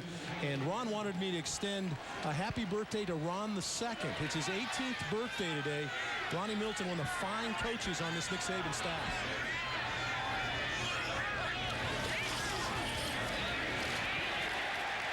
Toss goes nowhere to Jimmy Johns.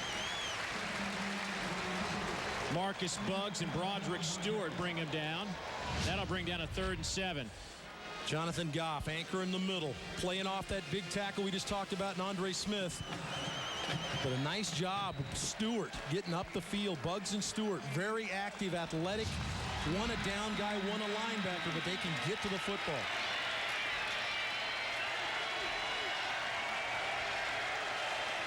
Third and 13.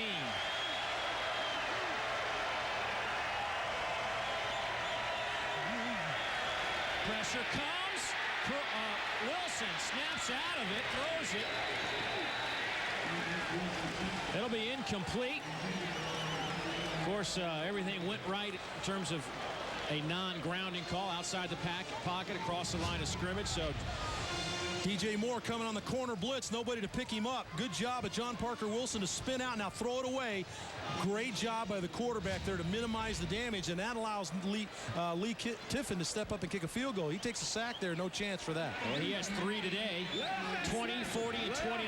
This one goes for 48 from the near hash.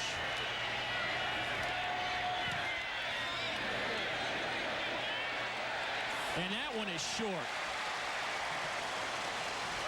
That looked like a low snap. TJ Fitzgerald was on the hole, tried to get it down. 16-3 Bama. Nashville, 40,000 on hand inside a full house at Vanderbilt Stadium on a hot, humid day in the Music City. Mackenzie Adams back in at quarterback. And a big hit on Jeff Jennings from Zeke Knight. No gain on the play. Well, this is just a big-time play by Ezekiel Knight. He's going to have a blocker right in his face, right side of your screen. He plays off the block there. That's big Brian Stamper, the tackle, plays off the block and then gets on the play. Ezekiel Knight, that's a solid play at the linebacker spot. Zeke Knight's been all over the field, a wide receiver, a tight end. He's kind of found a home now at a linebacker position.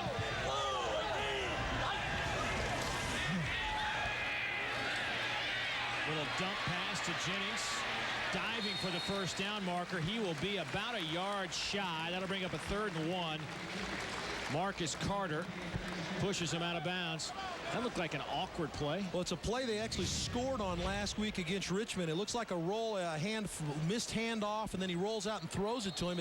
Jennings caught a touchdown pass on the same play against Richmond last week. Are they trying to give the effect that it's a broken play? They're making it look like it's a quarterback sweep, get pressure to come up, and they dump it over the head for the big gainer.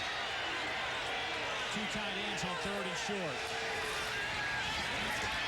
That handoff goes to Jennings. He drives to the 42, maybe 43. Actually, he got all the way out to the 44-yard line. That's just hard running by Jeff Jennings. He wanted the first down more than Alabama wanted to stop him that time. It's just an effort by a young man trying to make a play for his team and extend a drive.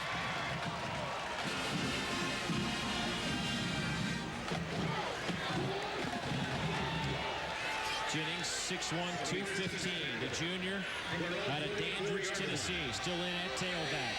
Mackenzie Adams in for the, we assume, injured Chris Nixon. Here comes Zeke Knight on a blitz. Adams makes him miss. And then he's dragged down at the 35 from Rolando McClain, the true freshman. Nice job of McClain coming from the linebacker spot, but this play is made by Ezekiel Knight coming off the edge, the linebacker. Jenkins can't get back to make the block, and now McClain has got the quarterback in his sights. But Ezekiel Knight was the guy that flushed Adams out of the pocket. Well, Mackenzie Adams is a quarterback that comes from a pretty good high school, Union High School in Tulsa, Oklahoma, one of the better high school programs in the country. Had some great success on that level, a redshirt sophomore. Here's Bennett in the middle of the field. Drops the football. Who's got it? I think Vandy came back with it. Alabama had it and couldn't hold on to it. Tried to pick it up and run with it, Dave. Trying to make a highlight play instead of just a play. Get on the football if you're Alabama.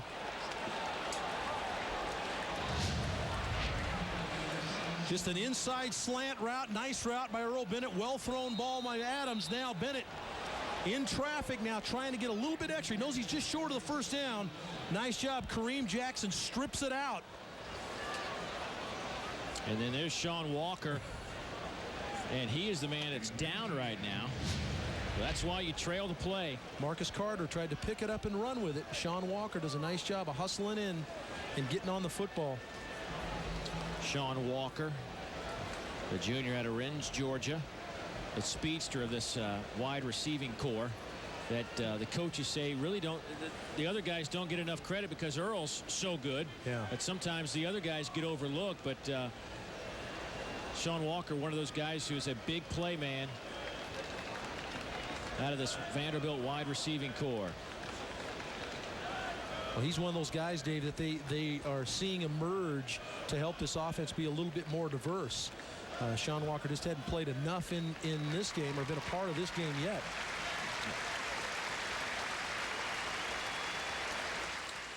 Down and 1, flags abound.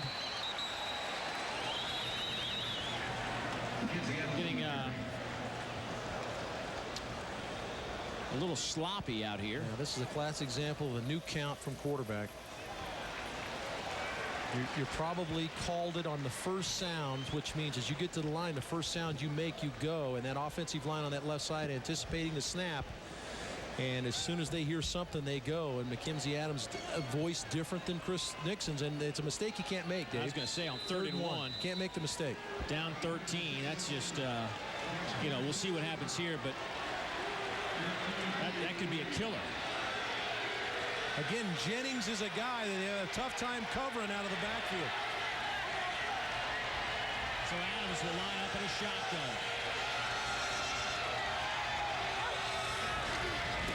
Inside handoff. Bobby Greenwood, the junior out of Prattville, comes crashing in from his defensive end position to make the stop, and Vandy is 5 yards shy when they were 3rd and 1. Yeah, and that's a mistake when Bobby Johnson and his staff looks back at the film of this game, regardless of whether they win or lose the football game. That's one he's going to be upset with. You just can't make the mental error. So Upson, who's had a strange day, to say the least, punting the football. A high snap. Little squibber again. This time, Arenas will let it go. Down at the 19 is where the ball is stopped. 16-3. Back after word from your local stations. Alabama leading Vanderbilt 16-3. Crimson Tide start inside their 20. Hand off to Grant. Breaks a couple of tackles. Out over the 30 to the 34-yard line. Lewis and Moore bring him down. But Terry Grant, who's not very big at 5'10", 185 pounds, really showing some leg strength. Well, the big eaters up front are getting it done. Just a nice job by that right side. Marlon Davis, Mike Johnson, and then Antoine Caldwell at the center, creating that crease in there. And then Grant just gets straight up the field. He's hard to find in there. Not the biggest guy in the world. I think they have a tough time seeing him. He'll work the left side. Using his blockers for some help. Bryant makes his 5th tackle of the game. Gain of 7. Alltel Wireless invites you to FanU.com, the ultimate online community for sports fans and fanatics. Build your personal profile, meet other fans, talk trash. There you go. With your rivals and vote on Alltel's weekly FanU poll. A lot of players starting to cramp up a little bit now, Dave. Brandon Bryant, the linebacker for Alabama, or for Vanderbilt, limped off the field with cramps. Wilson going up top, looking for DJ Hall. Off his fingertips, no flags. Boy, DJ Hall has been inches away from a few big-time plays today. It's a good matchup. Big corner. Myron Lewis is 6'3", 195 pounds against DJ Hall, the all-everything wide receiver for Alabama. Ball just out of his reach. Tremendous effort to try to pull it in. That was DJ Hall, not mentioned on any first-team SEC lists, receivers. I know you got Keenan Burton and Earl Bennett, but I got to tell you something. You go look at his numbers and you watch him play, he's as good as anybody.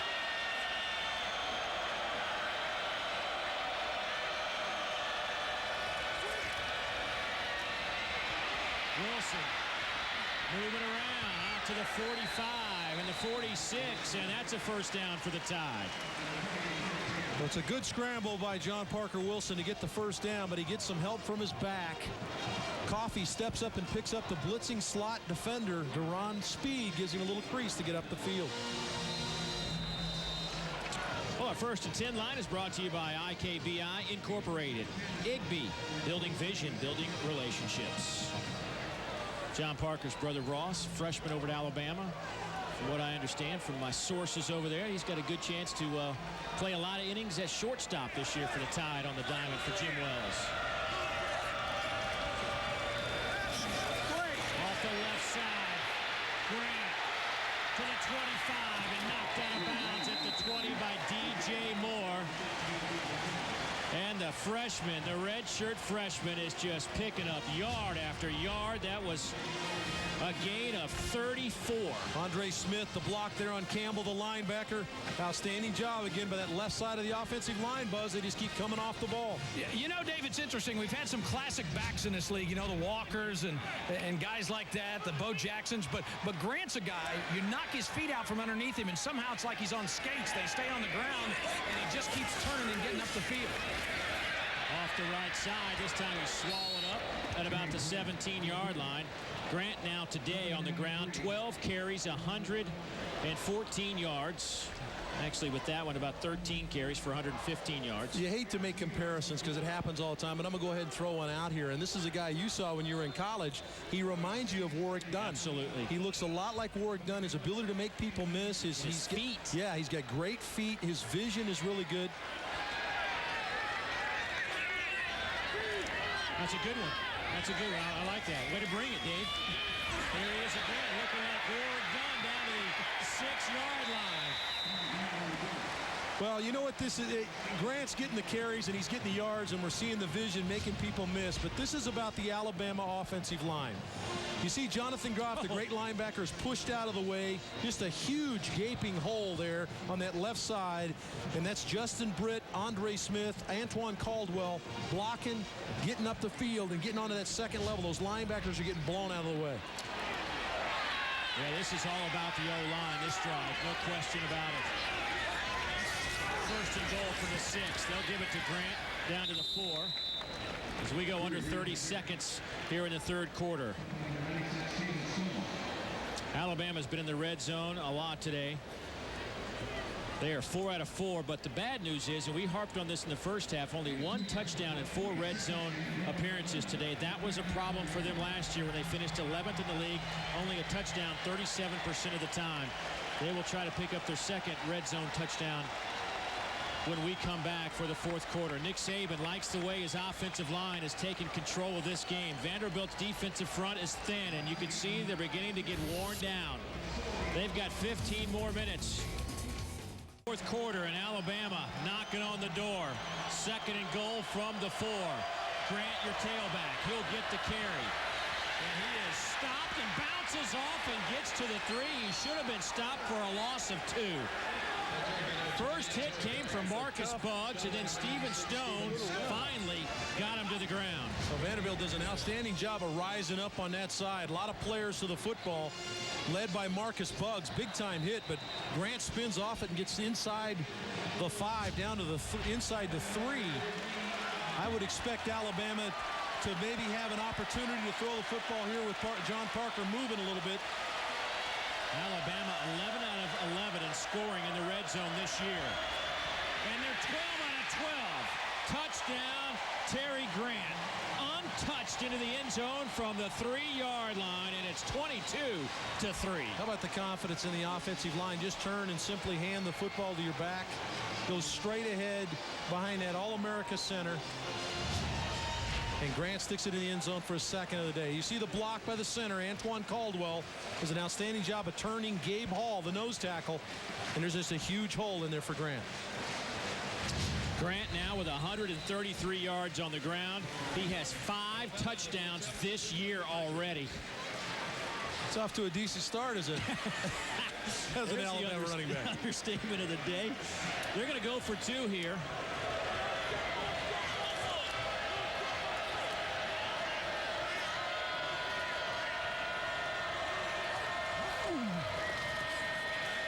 Wilson to the corner. Pass is caught by the tight end, Nick Walker. He beat Rashard Langford. Great throw from John Parker Wilson, and it's now 24-3 Alabama. What a big-time catch by Nick Walker as they convert after the touchdown by Grant, and then Walker's catch in the back corner of the end zone extends the Tide's lead 24-3. Mile away, the wind is picked up. I'm not kidding. In the last minute, it started to blow about 20-25 miles an hour, and that ball started going backwards. Yeah, I'm not sure if that was a called play by Ron Middleton, who's the special teams coordinator. Talked about Ron earlier. Ron is a guy that Coach Saban went and got. Coach Saban had heard about the reputation of Ron Middleton. He'd coached at with David Cutcliffe at the University of Mississippi, and then he went on to the National Football League, coached at Tampa Bay. He went and got Ronnie. Ronnie's come in and coached the special teams and their tight ends. We saw Nick Walker make that 2-point conversion catch, but Ron's done an outstanding job in his career. Yeah, highly respected coach. And when Nick Saban's chasing you down, you know your reputation precedes you. Boy, isn't that the truth? This Vanderbilt offense has been stuck in the mud. There is a flag on the far side. Boy, that was almost in that Alabama bench. I didn't see it. Oh, a sideline warning against Alabama is what the call was. So there was a flag, but no violation, just a sideline warning. The get-back coach isn't doing his job. I hope that's not your boy Ron Middleton. But Adams looking up top as Walker lays out. Can't catch up with it. Adams once again playing for an injured Chris Nixon. Now, Nixon was a guy that got hurt last year in a game against Ole Miss, and Adams came in and played pretty well in that game, threw for over 150 yards. But and you try to get your backup some snaps in practice, Dave, but I mean, The game experience is where it's at, and you talked about him. He played limited last season, and now he's forced into action, and who knows how bad Chris Nixon's hamstring is. He may be forced to play next week as well. So Adams out of the shotgun. Maybe needs to score in a hurry a bunch of times. Is that ball picked off? Yes, it is. Rashad Johnson with his second pick of the afternoon. The junior safety. I think they're going to have a discussion about this one, Dave. This is just the ball. It's overthrown, Dave, deep in, or actually throw it too far out in front. Yeah, that looked like it. And Rashad Johnson tries to get on it and roll over and convince the official that he's got it. I don't know. Had the arms underneath initially, but it looked like as he rolled up on the ball escaped underneath him and touched the ground. This one certainly, all plays are reviewed here in college football. This is certainly one that might stop play. Here comes Rocky Good to the sideline to get on the headset and talk about it. Trying to lead the receiver to the inside, Sean Walker. It's hard to tell. I think our end zone shot's a great shot at it. We got a real good. This is the shot right here. The arms are underneath initially, and then as he rolls over, watch the nose of the ball touch the ground. I think that's on the ground. Well, that's a great shot right there. Well, that nose on that football pointing down in terms of a throw. You okay with that? Well, it makes it difficult to catch. When the nose is diving, it's like trying to catch that John Smoltz curveball that's diving in the dirt, you know. It makes it difficult to catch for a receiver. You'd like to see that nose right, pretty much level or a little bit up. Nick Saban's club got a huge break in the opening possession. Vanderbilt had to punt it, and Javier Arenas took it all the way down to the half-yard line. So on Alabama's first offensive play, Terry Grant went in for a touchdown from the half-yard line, and they scored on their first play in game number 1 last week as well. Terry Grant with a long touchdown run. And that certainly helps your team get off emotionally to a good start as well, especially on the road. So that kind of set the tone for that man's club today. And I think defensively, they have been better than what I anticipated. I thought there might have been some breakdowns, but they have been pretty sound fundamentally. They really have been. You wonder because of and here's the call now.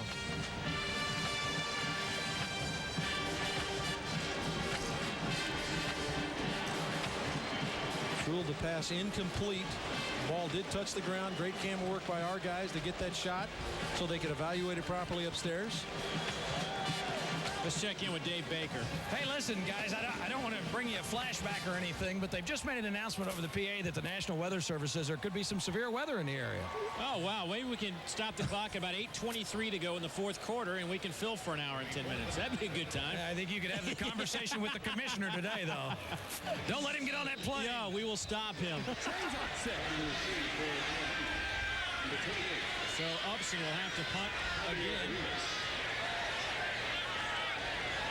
He's averaging just 30 yards per punt. This time he has the wind at his back. Here's Arenas. A dazzling return man. This time some white jerseys chase him down and stop him before he can bust one. Jared Fagan working on special teams for the Commodores. But Alabama has the ball when we come back. Just some rain. So looks like a few drops have already fallen by the looks of our camera lens. Alabama will have the football. 1st and 10 from the 25-yard line. Here's Grant. So shifty. So shifty. Flag is down in the backfield. This may come back, but watching Terry Grant run has just been a joy today. He's had some help with the offensive line being so effective, but he's been a lot of fun. One of the few blemishes from the O-line. Well, they got Justin Britt on the hold here, but Terry Grant has been unbelievable. It's really the offensive line creating the opportunities, but when you get the opportunities and you got to have the kind of vision. Look at this kid That was the big cutback in the first half where he got to the backside and made the big run that got him down inside the red zone. But then his ability to get in behind. So you lose him back there. He's a smaller player. And then how about the nice little cut there to get in the end zone? It's been created by the offensive line, but his vision's been phenomenal. Here he is off the left side. Bouncing off a couple of Vandy defenders and gets back to the original line of scrimmage. That'll be a gain of 10. Here's a guy, though, that was a former Mississippi high school player of the year. Took a medical red shirt last year. He played 15 snaps on the season, then sat out the remainder of the year with an injury. So he's had some time. I mean, he's not, he was game ready a year ago before the injury. So it's not like he's a guy that's uncomfortable. And you talk to other Alabama players and watch him practice, and they'll tell you, this guy's electrifying. Well, he was a kid that was used to success. He has the Mississippi State record, 113 touchdowns. Across the 25 to the 26. It'll bring up a 3rd and 9. This season, watch for the Geico College Football's 10 Greatest Wide Receivers, a season-long traveling exhibit celebrating the greatest wide receivers of all time. Go to lfsports.com for more information and to find out when Geico will be visiting a college campus near you. DJ Hall has been pretty effective today. 3 catches, 67 yards. Earl Bennett held to 4 catches, 45 yards a year ago, has 3 for 43 today. Here comes some pressure. They set up a little screen to the near side. There's Glenn Coffey. And as Coffey catches that pass, Dave, this is kind of what a discussion you and I were having a moment ago. Nick Saban told us that he's always enjoyed having a 2-back system. He wants to have a guy, a change-up guy, the speed guy, a big back. He knows Terry Grant's one of those. He was hoping that he could find one from the other 3, Jimmy Johns, Upchurch, and Coffey. I like Glenn Coffey. I do, too. I think Glenn Coffey has the versatility to be that receiver as well as that runner you're talking about to come in and bang it a little bit. Bennett back on that punt. And I'm sorry, Dave, you'll still see Jimmy Johns a part of the mix because he is the ultra big back at 35 pounds. He can come in and bang it. As the rain falls, we will take a timeout. Alabama in control. 1st and 10 for the Commodores. Adams at quarterback to Bennett. He makes the grab to the 48-yard line. Kareem Jackson with the tackle for the Crimson Tide. And Bennett now hobbling. He might have twisted an ankle. Yeah, that is not what Bobby Johnson wants to see. His number 10 limping around. Just a little delay route. He comes up, delays, come back to the inside. Ball well thrown. That the defender's going to fall right on his legs. Fall right on that back and that right leg. Handoff to Jackson Garrison on 2nd and 2. Wow. I don't think he got a yard as Rolando McClain is showing us that he's got some skills. He has been sideline to sideline today. 6'4", 250-pound true freshman. Just outran the back to the sideline and stopped him. He's got 4 tackles and 5 tackles and a sack today. What a play there by the freshman linebacker.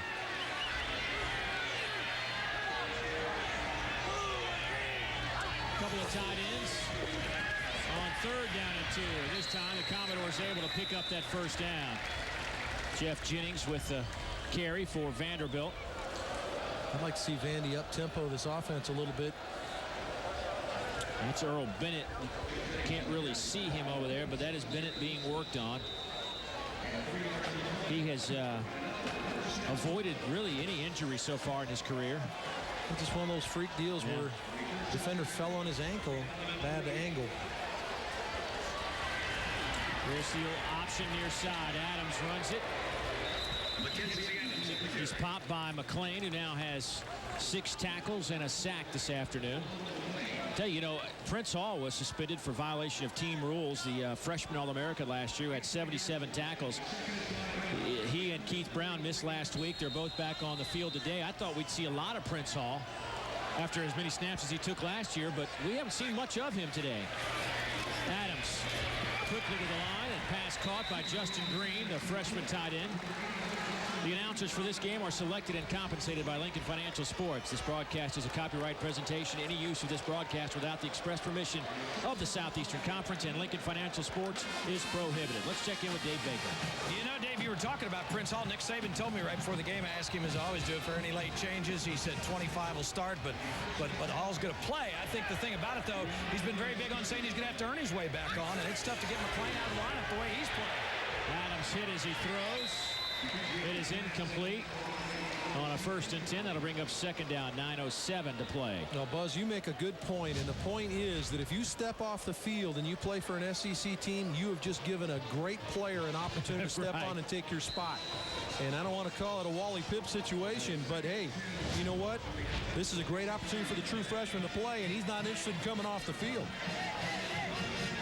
I haven't locked in on him on every play, so I'm not quite sure that some of the mistakes he may have made, but I do know this. He has been all over the field making plays.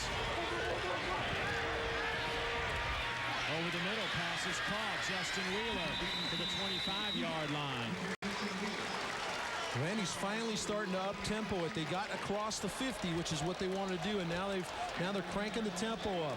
Mackenzie Adams running this no-huddle operation. This is not just a at-the-line operation. They're actually up-tempo, and this is like a 2-minute operation.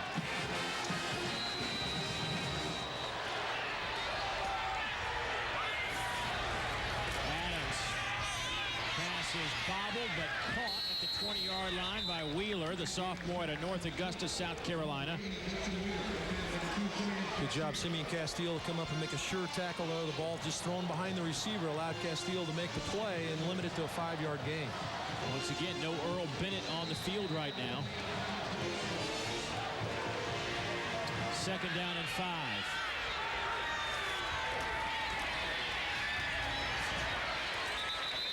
That'll be about a half a yard shy of the 1st down. Pass caught by Bryant Anderson, the junior from Roswell. Let's go back downstairs to Dave Baker. Boy, Dave, I tell you, Earl Bennett is an absolute gamer. He tried to get back out there on that bad ankle.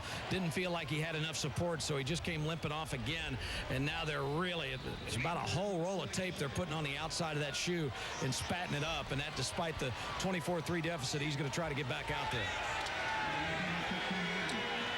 Well, he's not been much of a factor in this current drive. He did have 1 reception, but it's a 9-play drive. On 3rd and about a half a yard, Adams will try to keep it. Alabama fans say they didn't get it. It'll be close. Looked like he needed to just break the 15-yard line, Dave. It looked like he leaned just enough to get it. They will say 1st down for Vanderbilt. That'll stop the clock momentarily. There's Ted Kane, the offensive coordinator. Boy, Chris Nixon just did not have a good day today. 5 out of 18, 67 yards. Bothered by a hamstring injury. He is watching from that Vanderbilt sideline right now.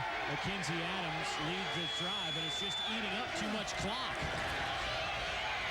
To the end zone. Touchdown, Commodores. Oh, nice call. Nice call from the sideline. You saw Mackenzie Adams stand up and look. Just a great job of George Smith going to the corner of the end zone. It's a great call, it really is. It's a wheel route to the sideline. He's going to go to the flat and then turn it up. The corner bites to the inside. Just a really nice call by Ted Kane, and Mackenzie Adams makes a great read the back corner of the end zone. Well, the Commodores finally get a touchdown. Point after attempt on the way from Honfelt. As the rain picks up. Low snap, kick is up, and it's good. 24-10. Alabama's lead is 2 touchdowns. Vandy not out of it yet, but the time is ticking away. 24-10. Alabama's lead is 14. 7:22 left to play. That scoring drive.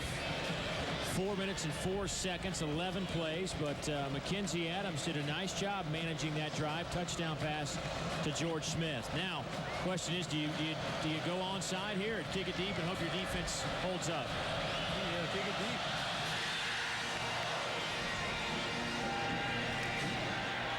To Arenas, a couple of yards deep in the end zone. He stopped at the 16. Forward progress will get him out to about the 19. But Dave, go back to that last touchdown. Dave, George Smith is right here. He's going to run what you call a wheel route up the side and wheel it down the sideline. Mackenzie Adams has to let it develop. He's going to read the corner. Corner back pedals, bites to the inside. Now he can throw it over the top for the touchdown to George Smith. For more on George Smith, let's go to Dave Baker. Dave, he's one of those great stories in the SEC and all of college football. He missed 2004 with what is called acute transverse myelitis, which was a swelling of the spinal cord. Almost didn't make it. He survived a gunshot, being in the wrong place at the wrong time.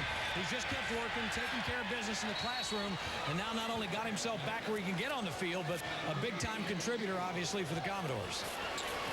Yeah, that was a great story that even George Smith is on the field right now.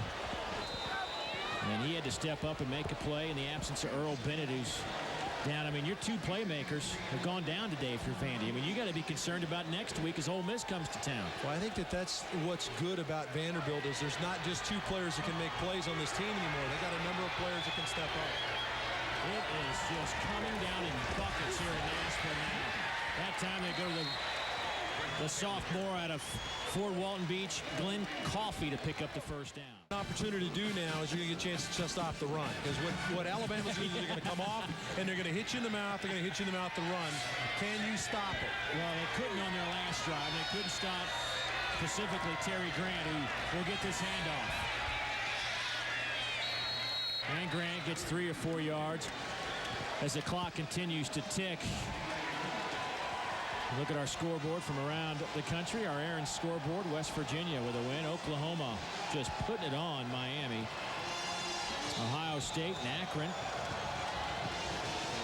That's a final. Wake tried to pull off the upset at home. Couldn't do it. They fall to 0-2, and Virginia responds with a win over Duke. Clemson over Louisiana Monroe, and Georgia Tech at the half up by 45. Here it's 24-10, and it is just... it's almost hard to see. It's raining so hard.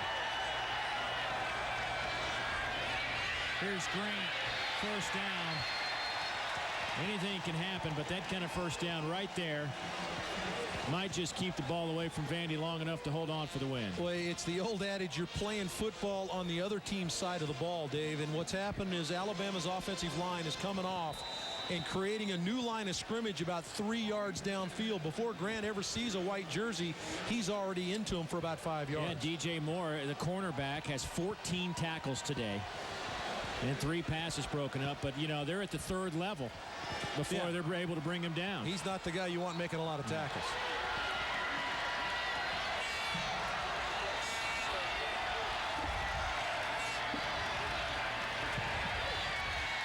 Alabama's biggest concern at this point is just holding on to the football. Gabe Hall with the tackle for Vanderbilt, but you know, this is ball security at a premium right now. Well, Vanderbilt will now have to sell out, play man coverage on the outside, and bring their 2 safeties down to play the run.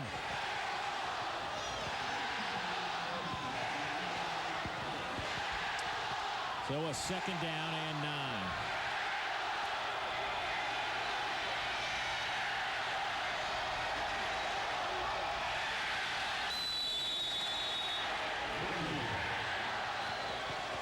Flags down. Boy, there goes Glenn Coffey to that Alabama locker room. I didn't see what had happened to him. Ball start. Number 88 on the offense. Penalty's 5 yards. Still second down. Nick Walker, the fine tight end for this Alabama team, and what, second cousin of Chris Nixon? All right.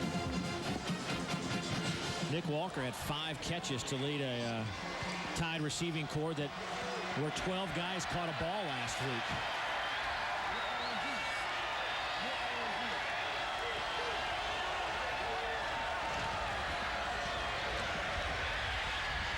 Here's Grant over the left side, picks up about 5. You know, Nick Saban trying to do something that a lot of guys haven't been able to do to Alabama over the past couple of decades, and that is stay there for quite a long time. I mean, the only guy that really was there more than 5 years, 4 years, was Gene Stallings. He won a national title. Here's what coaches have looked like since Bear Bryant left the program and Ray Perkins started it all off. He had decent success, but not good enough. Bill Curry, he had pretty good success. He won an '89 SEC championship. Of course, Dennis Franchione left for Texas A&M after 2 years. Mike Shula let go at the end of last season. Here's Grant on a little swing pass. Right back to the line of scrimmage, maybe a yard, but the clock gets closer and closer. Timeout taken by Vanderbilt with 3:13 to play.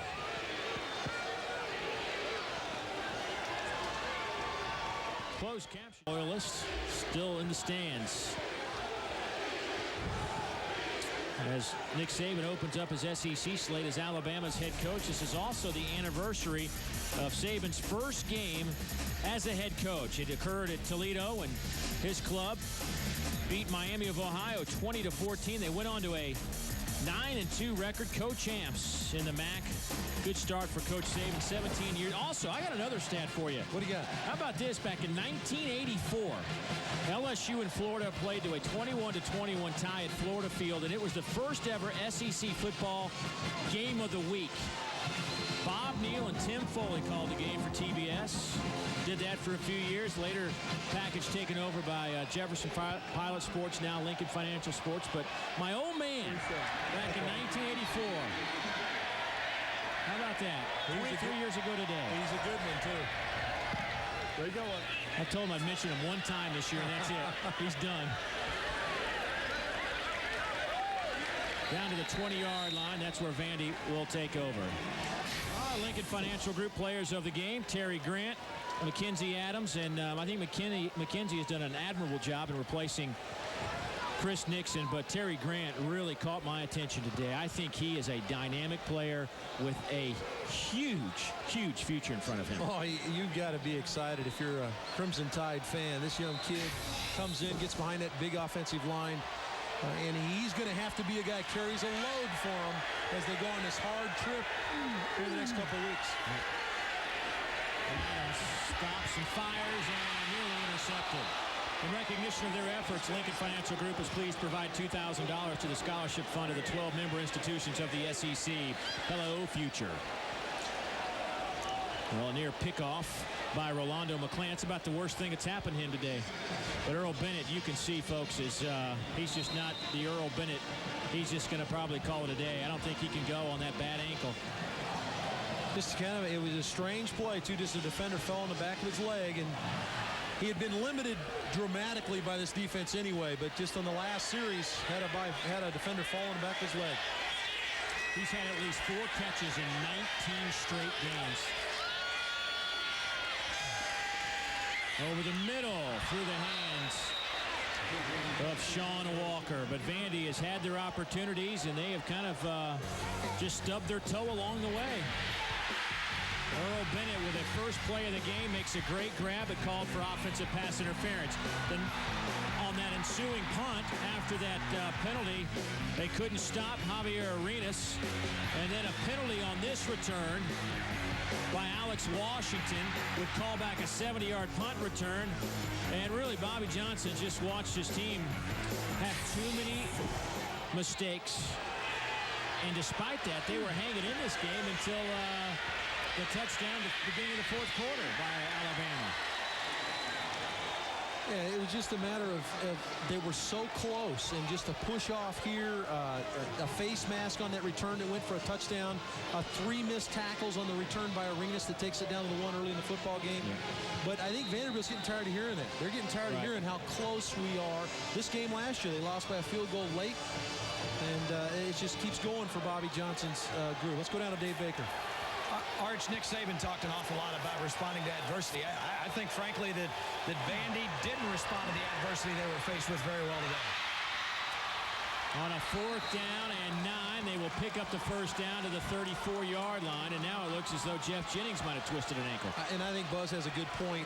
And when you start talking about they didn't respond well to the adversity, it's a team that tries to make big plays, but when you're playing Alabama, those big plays come few and far between. Right. And when you make one and it gets called back, it deflates you even more, and they didn't respond well to it. I think it's a great analogy. Incomplete pass. 2:03 to play.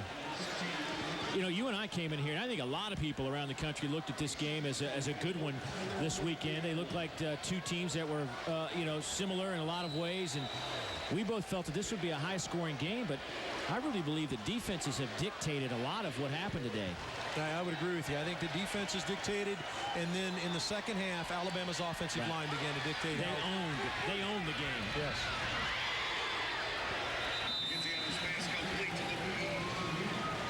Well, Alabama's got a gauntlet facing them. Of course, next weekend they take on 18th-ranked Arkansas, who is off this weekend. Then they take on 11th-ranked Georgia, who takes on South Carolina later today. Then they go over and play Florida State. And then out of conference against Houston. But, I mean, their next month is just as tough as you'll find in the country. Well, the key to those next two games in the SEC, Arkansas and Georgia, both those teams have to go to Bryant-Denny Stadium in Tuscaloosa. When we talk about some of the places to go play, it's difficult to win. That's one of the places. It's very difficult to beat Alabama on their home field.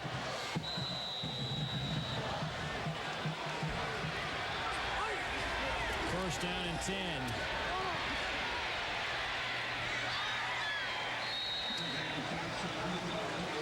Prince Hall with the tackle for Alabama, who's just sagging their secondary back 30 yards, trying not to give up anything deep.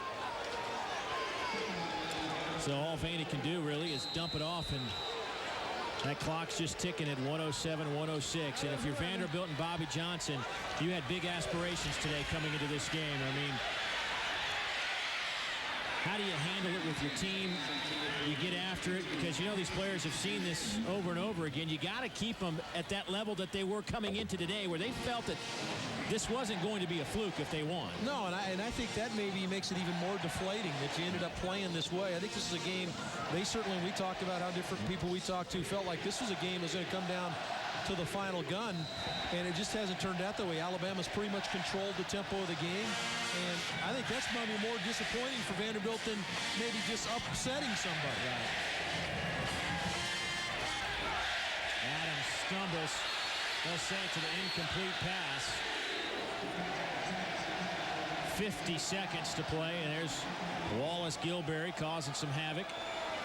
Kenzie Adams, I think he's played pretty well today in lieu of his second half action. Well, it's always tough to come in as the backup quarterback because you don't get a ton of snaps during practice, during the week. You try to get him a little bit of it, but he doesn't get a chance to see all the looks that they're going to provide for the starter as you start talking about what you're going to see during a week and during a game. So he's done a nice job. Off the hands of Justin Green, the tight end. By the way, Nixon now finishes the game 5 out of 18. Mackenzie Adams, 13 out of 23. John Parker Wilson, 14 out of 28 for 150 yards, 1 interception, no TDs. The story has been Terry Grant on the ground, 24 carries, 173 yards. Glenn Coffey, 11 for 48. And DJ Hall, 3 catches, 67 yards. Terry Grant, 3 catches. Mike McCoy, 3 grabs. Coffey with 2. Walker with 2. Well, if you're Alabama, you got to be encouraged, obviously, by the way the O-line played, the way your defense played with the inexperience on that side of the ball, but also your quarterback really didn't play as good as he can play. John Parker will be the first guy to tell you, I've got a lot more game than what I showed today, and that's got to be very encouraging to think that your quarterback can play, just kind of an average game, kind of a blah game, and still win the way they did, the way he run the football. Well, Alabama will beat Vanderbilt for the 19th straight time today in a series that dates back to 1904. The series will go to 60, 14, and 4. And a good win for Nick Saban. There is no question that this was a game that didn't slide by him or his coaches in terms of an importance with the stretch that they have coming up and being an SEC opener on the road. I will give him credit for having his team ready to go from the opening kick.